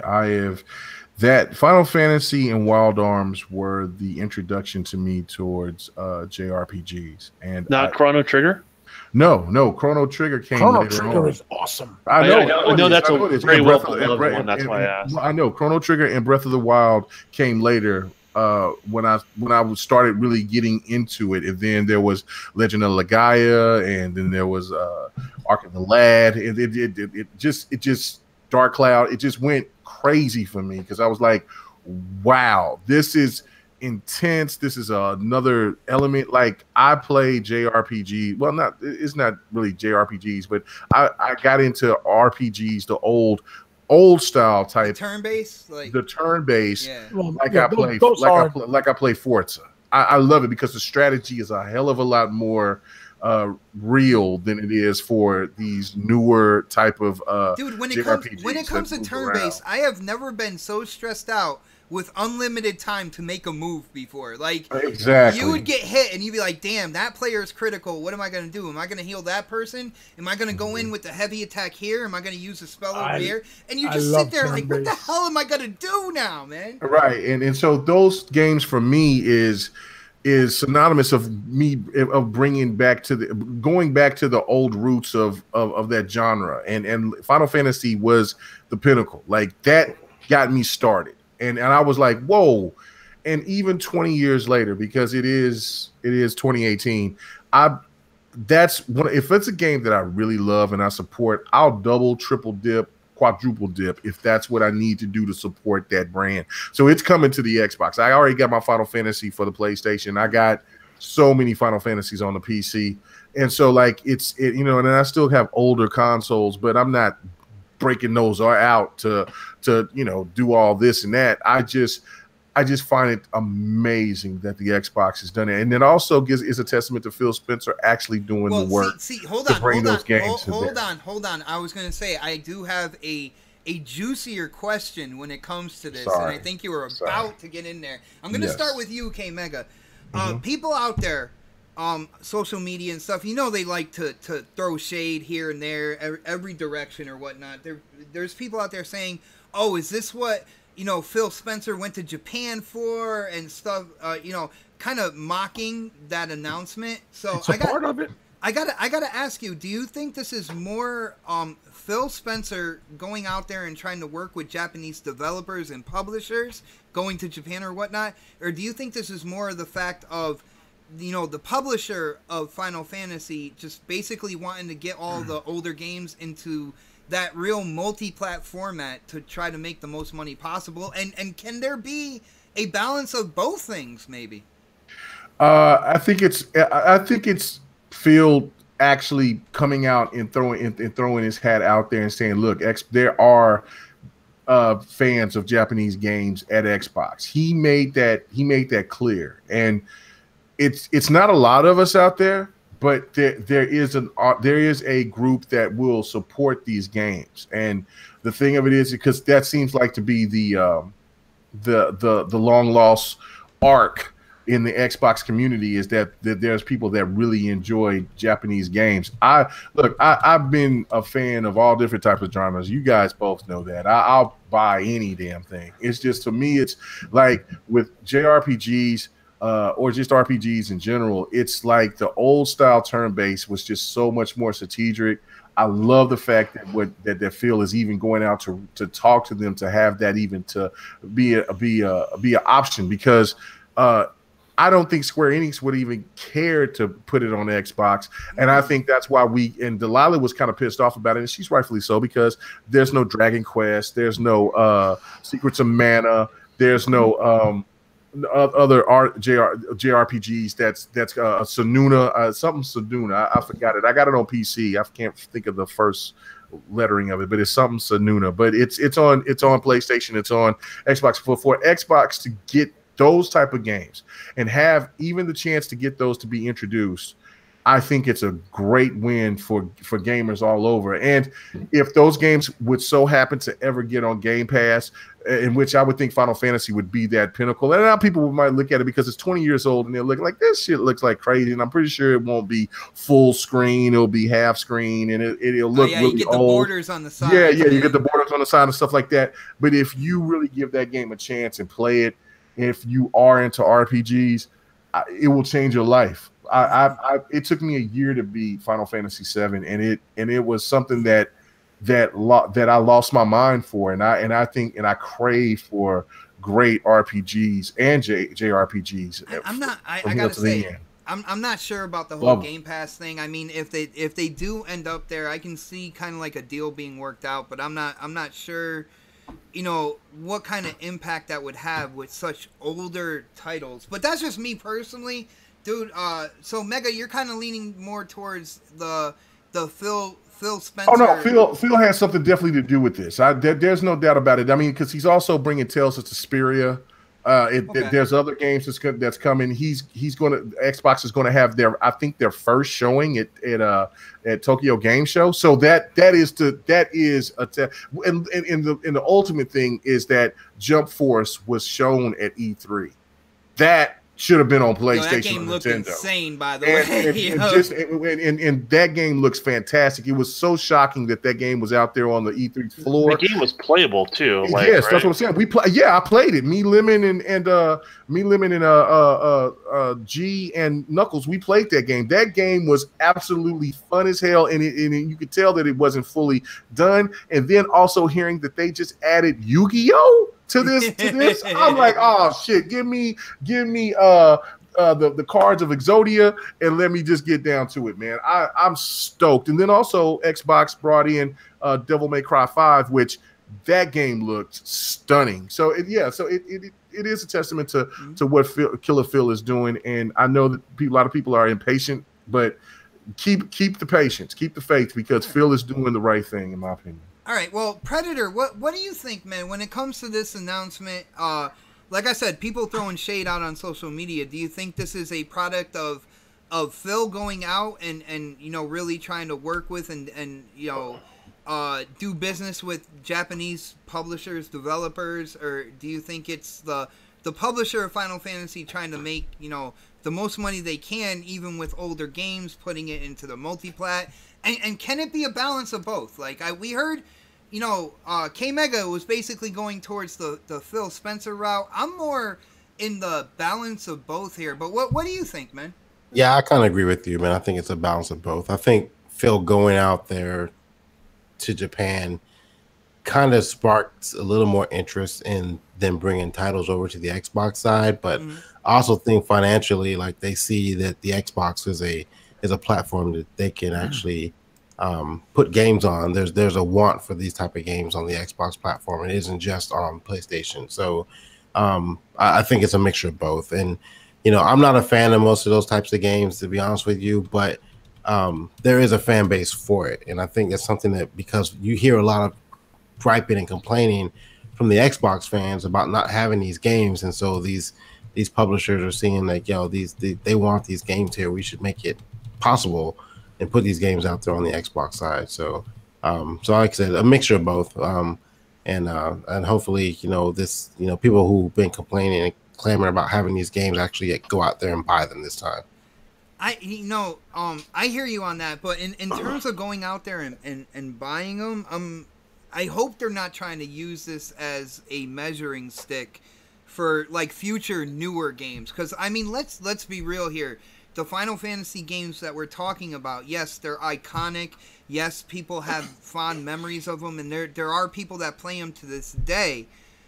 But when it comes down to it, they are older games, and I hope that they're not like kind of trying to look at this and gauge for future newer Japanese titles and being like, well, they didn't really sell too much of those classic Final Fantasies, so we don't know. I hope that doesn't happen, man. Yeah, I'm with you on that again, because these are older games, and if a lot of gamers are like me, they're not the type of that go back and play something that's been out 10, 15 years and play it again. But some people came over from the older gamers who remember these games, like K-Mega and stuff like that, and you guys have played these games before, so they drop off and either a lower price. So I'm not spending $60 on this shit, but like let's say they're like 14. Let's say they're like $20 or less, or they show up in Game Pass. It's gonna, and that's what I think Mega said this earlier, like put them in Game Pass, maybe one or two of them in Game Pass, and kind of give the people a taste of it and see if they like it, versus just trying to outright sell it to us. Just let some people play the games, because there's a lot of stuff on Game Pass I would never have touched ever, and I play them like, okay, it's a pretty hot title. I might have played this 10 years ago, but I might play the next one when it comes out, and that's one of the pluses of having Game Pass. You can put these games out there, or even backwards compatibility, and when it comes out and it's free, you get a chance to play something you never played before, just because it's there. And in this case, I think for them to, if they could just drop one or two of these games in Game Pass, or make them back compat, or put them in what's it called, where they're free, games with gold, and some people will start playing these games and liking them, it might make them want to play the other ones too. I could see Game Pass more than games with gold, by the way. Yeah, you're right. Yeah, I mean, maybe one or two, and kind of see what happens there. I mean, more games in Game Pass. Let's be honest, they are putting more games in Game Pass. So having a even wider range there for people who are spending the $10 a month for that. I mean, it's a good thing. I just hope they don't try to gauge anything from it, though. You know what I'm saying? Yeah. But yeah. I don't know, yo, Don. What do you think about this, man? Like you heard Predator, you heard Nox. Now I want to hear your opinion, man. Opinion on what? Huh? Well, it was Predator and Mega, not Nox. I want to give my opinion on this. All right, go ahead. Hold on, then go. We'll let Nox go, and then go ahead, Nox, and then we'll go back to Don. No. What I was saying, I was typing the poll up while we were talking as well, so I'm kind of. No, what I'm saying is, support K-Mega. I think it's a culmination of the two. I think that it does have something to do with Phil Spencer going out there and trying to like solidify these JRPG deals and these Japanese games coming to Xbox. But I also think that the relationship that Microsoft already has with like Square and Square Enix has something to do with it as well. So I believe it's a culmination of both. And you know what? Having these older games coming, remastered and redone to Xbox is not going to hurt. But like Pred said, if we can get them on Game Pass, guys coming in new to the console, all of that is intertwined. You get that $35 a month for an X, and then you get the Xbox Game Pass with it, and oh shit, I know Final Fantasy, I know Final Fantasy 7, I know 10, I know X2. Oh shit, they got it remastered. Let me go grab that. You know what I mean? Like all of that is intertwined, and it's only going to help. So I think it's a culmination of the two, and it's not a bad thing, bro. Like, no, Nox, I definitely agree with you. It's not a bad thing if you can widen the demographic, especially with Game Pass, like you said. If you can widen the demographic and get other gamers to kind of look at that service more. We already know Game Pass is doing well. So that's why I said, I was like, I can see Game Pass over games with gold in terms of, these games going to a service or something like that. And Knox, I'm definitely glad that we are on the same page in terms of it's not just Phil Spencer going out there and extending the olive branch and saying, hey, there are gamers on the Xbox platform, to the Japanese publishers and developers, but it's a mix of both, because at the end of the day, the gaming industry, it is a business. It's not like publishers are just going to throw their titles out there just out of straight goodwill. I mean, they see that there is certain money to be made. I think Phil Spencer has helped them see that a little bit more when it comes to Xbox. So that's why I feel it's a blend of both as well. So now we can go to the Don, and the question was, sir, now that Knox has straightened me out and brought me back on track. Man, you're all over the place. That's why I couldn't keep track. But yeah, keep on going. But basically, with this announcement, people were out there saying, "Oh, this is the fruit of what Phil Spencer did," and they were being sarcastic of it, like, "Oh, that's it," or whatever.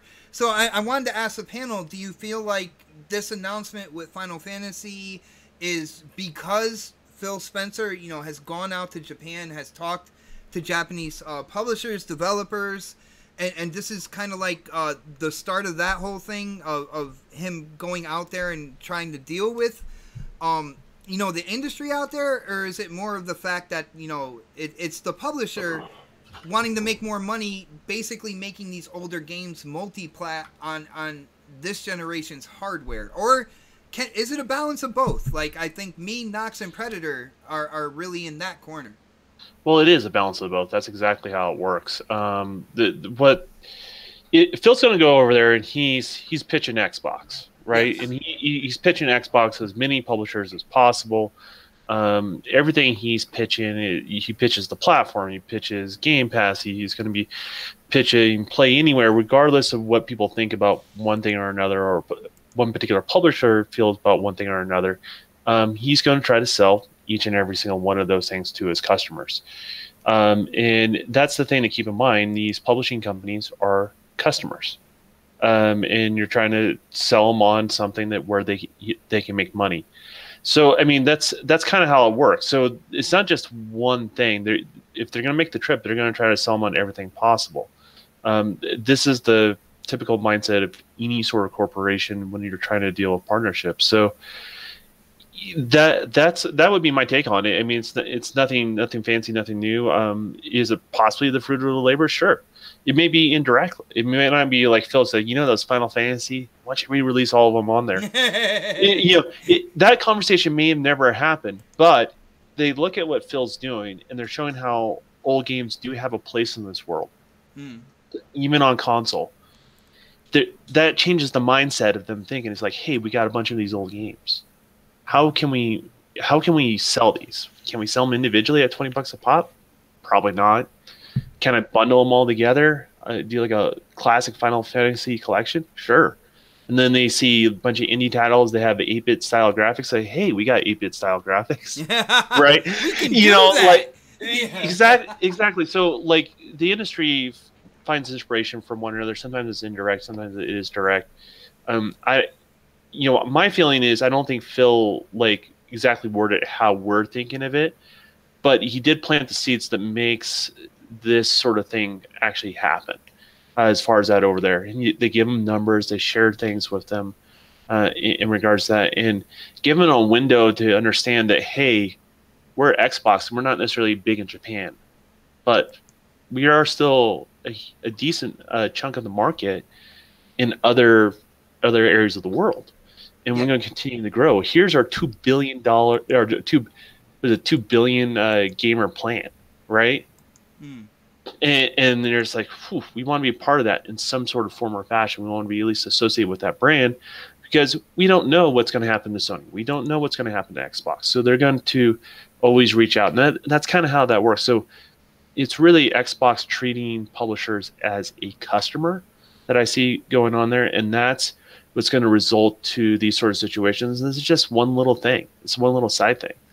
And dude, so I gotta say, yo, these playground games, concept art things, man, they are absolutely incredible, dude. I told you. Like, I'm listening to Don. I'm listening to everything you're saying, but my eyes are just glued. Yeah, no, you're fine. I'm not offended or anything like that. I told you. All right, guys. Well, we got time for one more topic. So it's either Halo to PC and then debunked, or are we gonna go kind of like Devin Gamer here and talk about what was going on with AMD, talking about secret sauce and stuff? Which way do you guys want to go? AMD. Want to go AMD? All right. Let's go Devin Gamer. All right. Well, since we're going Devin Gamer, I'm gonna throw a curveball here. Don, K Mega, which one of you guys want to kind of like put out the situation for the chat on what's going on? AMD came out on a financial like kind of like monitoring show, right? I think it was on Fox, man. I've seen that crazy guy before talk about this stuff, but he talks about finances. He had an interview with AMD. Now, what is the big deal here? Either Don or K Mega. Let Don do it. Let Don do it. Don, what's going on? What did AMD say that's gotten people so kind of like? Gotcha. They mentioned secret sauce, and that was always kind of a faux pas term within the as far as the industry is concerned. It means something secret that no one knows, and you know, in something non-traditional is the best way to kind of describe it to obtain more power.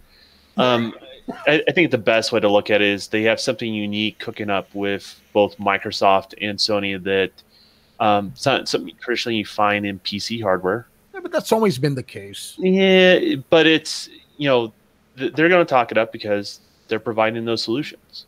And that's what AMD is doing. So, you know, it's very clear now that, you know, it was only rumors before, but it's very clear that it's AMD for Microsoft and AMD for Sony for next round. That's a good point right there. It was that same way for this generation as well. There were certain people that were talking next gen with Xbox might be going Nvidia. No. It was unknown where they were going to go. Like, it wasn't confirmed. It's always AMD. It's always AMD, man. I'm just saying. Well, it can always be up for debate. Yeah. Every generation that it could switch. You never know. No, I was going to place the bet on AMD just like anyone else, but yeah, you know, nothing was confirmed to this point. So I mean, me and Don also bet on Ryzen in terms of the CPU for the Xbox One X. So that didn't happen either. I know that, but we all knew that wasn't going to happen. It wasn't ready yet. I bet you it will be there for the Scarlet. Whatever variant, there's going to be a variant of the Ryzen CPU. Absolutely, I don't know, and even that's one of the only options they have. So I mean, that's not even a wild prediction at this point. So you know, there's always a chance that the other one could have been wrong, as far as that goes. But you know, we didn't know if they were going to go with AMD. Like, we all assumed that as far as that goes, but that was the big deal, is that they brought it out. So with Microsoft, they're offering hardware solutions like what we already know. It's already been confirmed from AMD and Phil, and then they're also working on a cloud solutions. See, that's where Azure type stuff, and then you have Sony. They left out anything regarding streaming or cloud, and that's what's creating that buzz because you know, AMD confirmed exactly what they're doing with Xbox, which we kind of already knew up to this point for both solutions. But it's interesting, you're not seeing a solution similar to that on both sides with Sony. You're only seeing traditional hardware, at least from what was been confirmed. So yeah, Don, see, that's what when because I watched the interview. I believe it was either you or K Mega that posted the interview in the DM. It was me. All right. And now when I watched this interview, I gotta get my credit. What I saw from AMD is they were talking about secret sauce like at the end, but building up to that phrase that everybody was using, it seemed like Xbox is really kind of going in. Not only are they going to have like the most powerful console, because Phil said that they're never giving up that crown anymore, but they never will. they're really doubling down on like technology in terms of cloud streaming and stuff like that, which I can actually see, because a lot of people, you know, they're talking about if Scarlet games are forwards and backwards compatible, right? That the Xbox One is going to hold back those games. And I'm like, well, if they use cloud computing to take some of the pressure off of the Xbox One hardware, then it's really not going to hold anything back. If they don't even do that, I don't see it being held back either.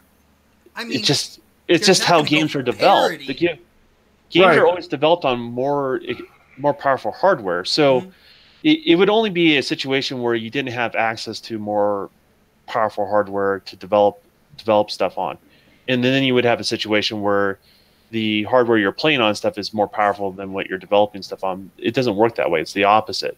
So, you know, what you're doing from that point on, you're just optimizing for the lower end stuff. Now, if you optimize for the lower end, guess what? You just optimized the game, and you've now created more overhead on more powerful hardware.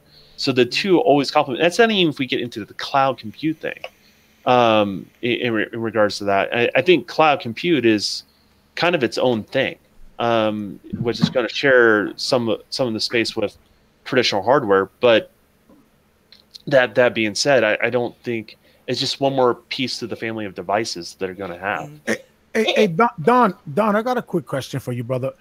Now that you touched on the whole subject of, you know, it's not even going to hold it back. Just real quick, because I need to know, because I've experienced it. I'm pretty sure Xbot has experienced it right alongside of me. But for instance, right, Xbot, my man Drax and myself are loading into a Nightfall.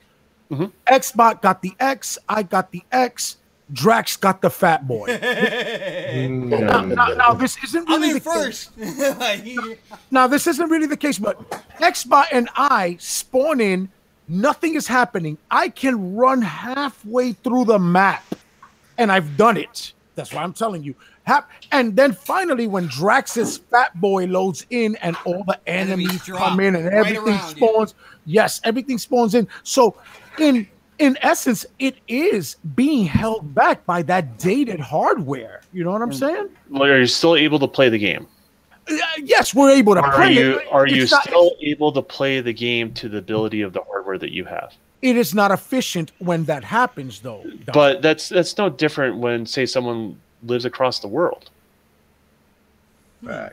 I mean, like that's the thing. Is like, so I mean, yeah, what you got to wait a couple 5 extra seconds. That's not really no. It just means you have to wait. No, not but not 5 seconds. I am telling you, Don, I literally can run halfway through the map. Maybe he might have a bad connection, because it don't sound there's variables there, you know, like or the game's not coded very well. Like, you know, well, why are you dropping it? So then let me ask this question: so why is the game allowing you to drop in with things not quite loaded in? Well, they're starting to put in barriers now. I've noticed. See, you're going disrespecting Destiny already, and we ain't got to do it. But it's not even about that. It's what I'm saying is. No. My thing is, Don, I'm a firm believer in if I want the top-notch hardware for the top-notch performance, and I'm willing to pay for it, that's what I want. But I actually want it. I don't want to be held back. Like, it's not really holding me back, because, I mean, technically, I might not be able to get through a certain shield just because the guy on the Fat Boy hasn't loaded in yet, and it's taken like. You sound mad about it, Knox. I gotta say, you sound mad about it right now. No. I'm not mad. I'm just bringing up the point because it has happened. It does, man. I'm a witness. You've been there, Bot. It's a legitimate complaint, and but you don't know if it's that's the problem, is you don't know if it's the Fat Boy or not. That's like it's the Fat Boy. You're assuming it could be a mixture between. The laws of it could be a connection. It could be he has too many things loaded on his hard drive. It could be. I mean, these are all things that causes this problem, right? If it's me, Beast, and it Bot, could be badly written code on Bungie's portion of it. It could be a lot of things. That could be true with the bad coding on Bungie's. That's what I'm saying. It's a reaching sort of thing where we're at right here. No. In all seriousness, though, Don, when it's like When it's me, Xbot, and Beast, and we all have X's, that doesn't happen. We all load in maybe milliseconds apart from each other. When it's someone with a fat boy, hasn't answered the question that's saying, hey, maybe it's his connection, maybe it's his hard drive. It doesn't eliminate any of that stuff. It happens to my son as well. He has an S. Yeah, it is too often. Okay, so your argument, let me get this straight. Your argument, you're being held back because you have to wait a couple seconds for someone else to join you on a game. A couple of minutes. Well, because of hardware. Are I you think that's more between connection 15 than it to is 30 seconds. But see, what you're talking about. Sounds like somebody needs to upgrade to an X. That's what it sounds like. Well, yeah, or at least to an S. And yes, and that's what I'm saying. I've seen the difference between an S. Yo, even Farscape in the chat says he sees the same thing as well. So this is something that, unfortunately, for some rhyme or reason, people within the community haven't really been talking about. But I think this is something that why they don't talk about it, because it's a Destiny problem. No. Well, it's. I'm just telling you how it is. No. It's very noticeable. You're right, Don. It's very noticeable on Destiny. But you got to understand, Don. What I'm saying is, it's not just like I'm telling you. Like literally, the entire game will load in after the fact. So technically, the more powerful console, which is the X, is being held back by the fat boy when all assets. So your definition of being held back is having to wait. I don't know if that's that's a stretch, dude. It's That is such a stretch. It's a minor setback. That's that shit that Z talks about that I don't agree with it. No. It has nothing to do with the fact. Okay. No disrespect to Zaire and shit. No. Let me make a scenario. It is something that is happening. It's minute. It's not major, but it is happening. But let me make this a scenario, okay? Right, my Xbox One X went out. Right, it had it overheated, and I had to go back to the fat. I was playing The Witcher, but I was also playing Madden. I was playing 2K. I was playing. I'm trying to think what other game that I was playing that was an online type of game. I didn't have any of those issues. None. Now, I wasn't playing Destiny, of course, but I mean, you know what I'm saying? Farscape said no Destiny here, so it's... No. Like, I was playing the fat. My game performed faster. My game loaded faster. Everything seemed to work almost just as fast as me having my X. Nah. And I was working on the fat. No. I was playing hold on. Talk about his experiences, just like you guys are talking about yours. Yeah, let me just say my experiences.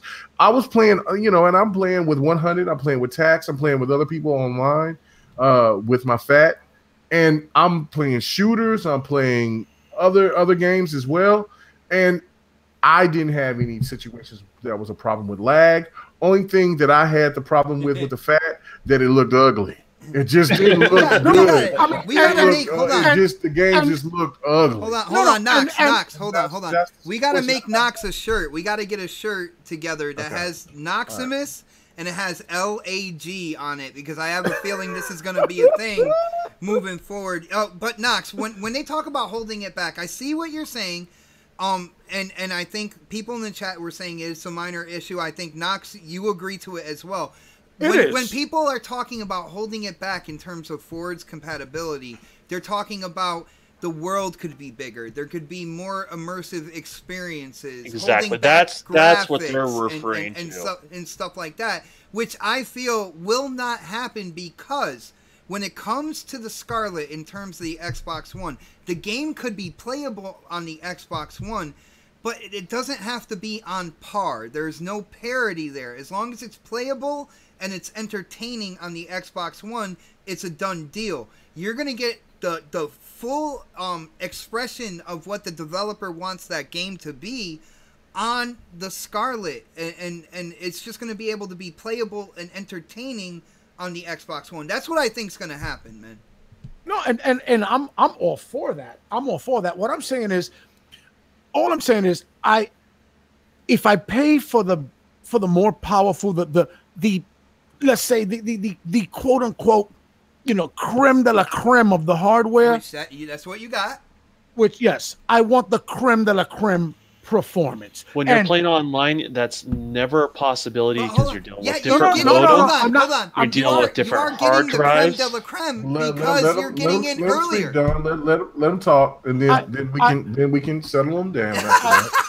Listen, I am getting in earlier, right? I am getting in earlier, definitely. Okay, like I said, I can get halfway down the map. Now, when Drax loads in on the Fat Boy and 700 enemies spawn on top of me and demolish me because the game hasn't loaded in yet because it's waiting for you, that shouldn't happen. Let me get in there, let everything load in, and let the Fat Boy guy join in on it. You know what I'm saying? Okay. As I said, that's on Bungie to do it right. Right. Well, and you know what? And let me make this point as well. If you're gonna blame it on Bungie, then I'm all with you. Well, you know, I do think that it was because the last time that we did play together, we did the raid, and it didn't work because it failed. Right. That was. We all did the raid properly. We did it right like 3 times. Look at the time. No, we did it right 3 times and it failed. Oh no, but that was Bungie nonsense. Right. That was Bungie nonsense. And look, and we may all have to X or whatever. This is the thing for me though. Lady Infamous, my girl, she still has the fat. When we do game nights, for Call of Duty, for COD or for Battlefield.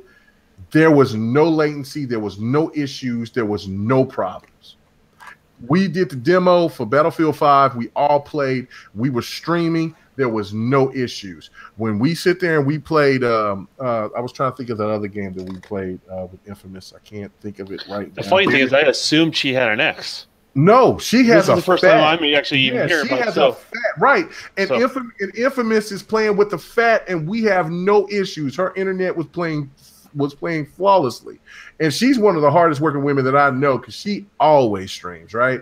And so that's why I think that it's not so much of the fat issue, it's more of the internet issue or Bungie. And I'm not look, I'll play with you guys with if y'all will let me. I mean, y'all kind of y'all hurt my feelings, but you know what I'm saying. It's not because I have Destiny, and that was the reason why I wanted to play with you guys, but. I think it's more of Bungie not knowing what the hell they're doing so much now than Xbox. I'm not going with the whole fact that it's being held. And listen, I can agree, and I'll be honest. I have only experienced that in Destiny. That's the only game that I've experienced. I gotta hope and pray when Forza Horizon 4 comes out, they take care of the invisible wall situation that I ran into with 3, which caused me to not play it as much as I wanted to. Visible wall? Yeah, what? Yeah. Playing races, all of a sudden my car would get stuck in a wall, and it would load, and then all of a sudden you still got the fat? No. Oh. No. That's Bungie's fault. That's Bungie's fault right there. Mega, I was gonna say if our brother Next Gen was here, he would be like, man, I wouldn't want to question your integrity on that whole thing, man. Yeah, man. No, I don't know what you're talking about, Bot. I have yet to find a visible wall now. Thank you, Don. Don's right here. He's hot as a fire. I am done with this damage controlling. We have to wrap up the show, okay? You know what? Don is hot as a firecracker tonight. He didn't want to expose you guys tonight. No, it's not even that. It's like, what are you guys talking about? Don is throwing that kill shot. Y'all better leave the podcast Eminem alone. Yeah, I know, right? Y'all leave alone.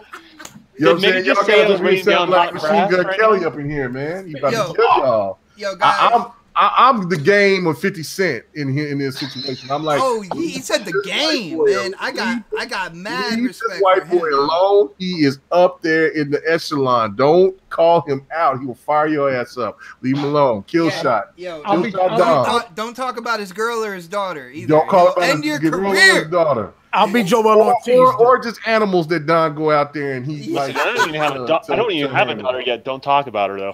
Yeah, shit. Exactly, man. Yo, guys, I gotta say, huge shout out first off to the panel and the chat. You guys have been absolutely amazing. I had a blast on this show. We'll start with our special guest because like a 40-year-old with a comb over. We got to get those plugs in, man. So. Yo, Knox, I did put your YouTube channel down in the description below. Why don't you let people know, your Twitter handle, where they can get a hold of you, and just real quick, like, what is your YouTube channel about, man? All right, man. Enough love and respect to all of you guys, man. Mega, Pred, the Don, you already know, Xbox, my dude.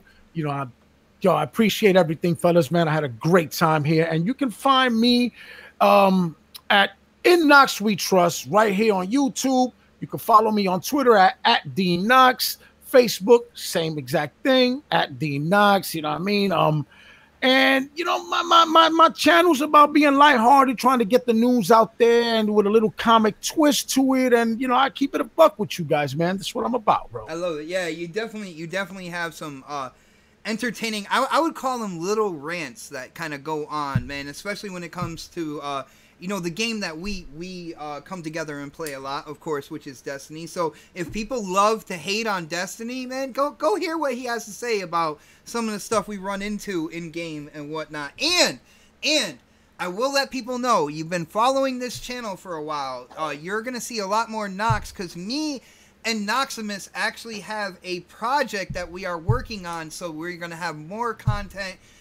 Me, Knox, and another filthy band of gamers kind of like coming together. I can't wait to tell you guys more about it. I'm just trying to finalize some things, so stay tuned to this channel for that.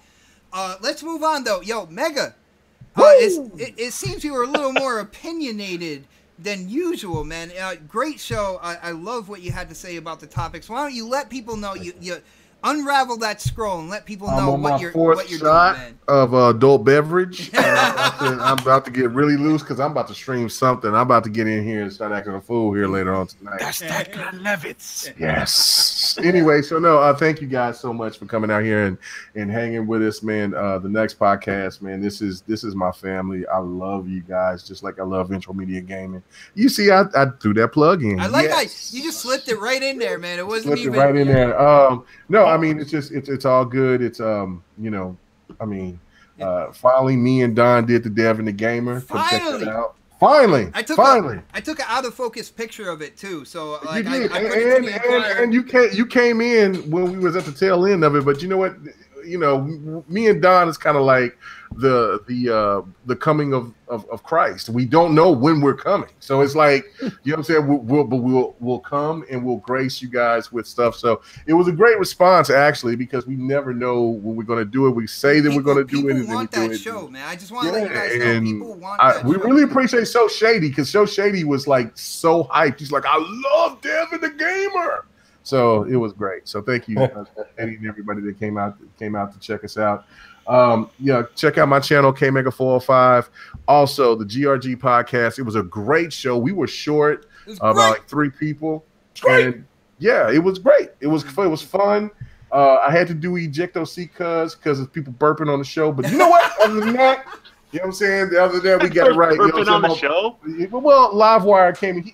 Livewire had to explain. Like we call him our Donald Trump. He just don't give a fuck about certain things, right? He just says whatever and just move on. But you know what I'm saying? We try to keep it on the level to where it's not like just ignorant, right? So then Livewire, he explained to me, he's like, my mic is really loud, and he says when I went back to understand why you and Delilah just got in my ass, he was like, I didn't know. And he says, yeah, I burped, and I was way away from my mic.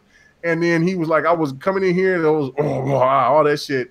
And then he said, when y'all jumped on me, he was like, what are y'all tripping at me for? And he said when he listened to it, he apologized and everything. He said he'll fix his mic and turn it down. But other than that, man, it was a great show. We did really good things. Come check out the GRG podcast. It's the Friday Night Hype, so where we send y'all off with gaming news and all that. So yeah, definitely check us out. Nice. And we also just started a Facebook page, a GRG Facebook group.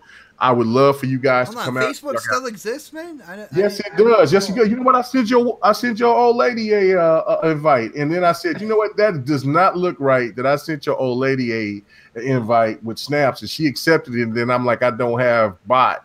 I said that kind of looks like I'm showing my boy. Dude, you know my name. I mean, we're friends on Facebook. Well, I know. And I sent it to you, but I never got a response back. But that's because I never opened Facebook. She was quick on it. She was on it, and I'm like, yes. So come and check out the GRG podcast. If you guys got videos or you want to put out just gaming news, talk about music or anime, whatever, come on out here and do it. You know what I'm saying? We don't want no drama. We just want to have a good time, have a discussion about gaming and movies and things like that, and just show a lot of love. So thank you. We definitely appreciate it. And thanks to our guests.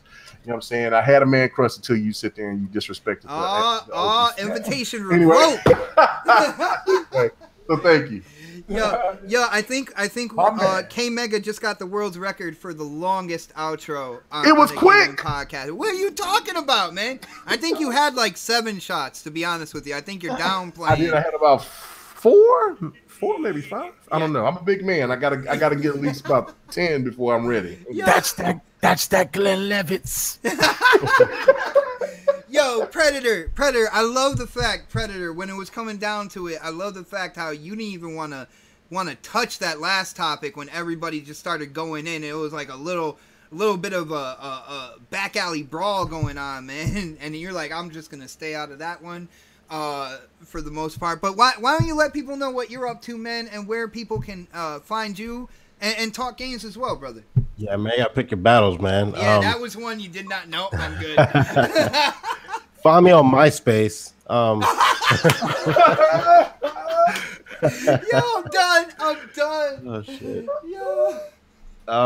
Predator _H2OS on Xbox Live, PlayStation, on Twitter, and on YouTube. And I'll be gaming on some Lara Croft tonight. And tomorrow I will jump on this. Are you going to stream it, man? Are you? No, I'm not going to stream it tonight. I hate streaming single player games because people expect you to talk and stream. Yeah, you should definitely talk. Yeah, I'll be eating potato chips or some shit like that. Y'all don't want to hear that shit. So no, I definitely don't. But I will definitely get on that Black Ops first thing tomorrow morning too. So if you guys are up, you see me online, hit me up and I'll play with you. Nice, brother. And the Don, what do you got planned for tonight, man? And where can people get a hold of you? And are we gonna see more Devin the Gamer? Like maybe this week coming. What's going on? First off, I don't want to say anything because I'm afraid we might jinx it. So me and Meg are just going to be really annoying to one another until it happens again next week. But the best way to find out if it's going down or not, follow me on Twitter, which is Don_KTR. As far as what I'm up to tonight, I am making a Cade 6 Cowboy for Xbot right now. So best way to see that is just place your vote with the gameplay this week, and you'll see it down below. Yeah, nice. Good thing to bring in the poll because I was going to say that as well. First off, again, huge shout out to the chat. You guys were absolute fire. There was a couple times I was looking into the chat and Daz was going crazy. I don't really know what was going on, what the conversation was. I wanted to bring it to people's attention, but I was like, man, I don't even know if I should say some of that stuff. But huge shout out to the chat. Go ahead, guys, hit that thumbs up button for us if you enjoyed the show, you like the gameplay, and of course, follow me on Twitter. It's at xbot448. I pin the gameplay poll right to the top of my page, so you can just go right to the page right at the top and vote for who you think had the best gameplay. And I cannot wait to be the gameplay winner next week. I'm really excited, guys. I'm just saying, you don't want to crush my excitement. No, I'm just playing. I'm just playing, but guys, it is Saturday night. Gamers got a game. We got to get the controllers in our hands. Again, huge shout out to Noximus for filling in for the Angry Otter. Noximus, you did an incredible job. Great job, Nox. I cannot. Thanks, gentlemen. Thank you. I'm glad. I cannot wait to get this project underway. We got couple weeks or so before I really start putting out what's exactly going on. I cannot wait to do that for the supporters and the gaming community out there. But I'm going to say it the way I say it every Saturday. We will check you out next Saturday for the next podcast. Have a great weekend, everybody. Latest. Peace.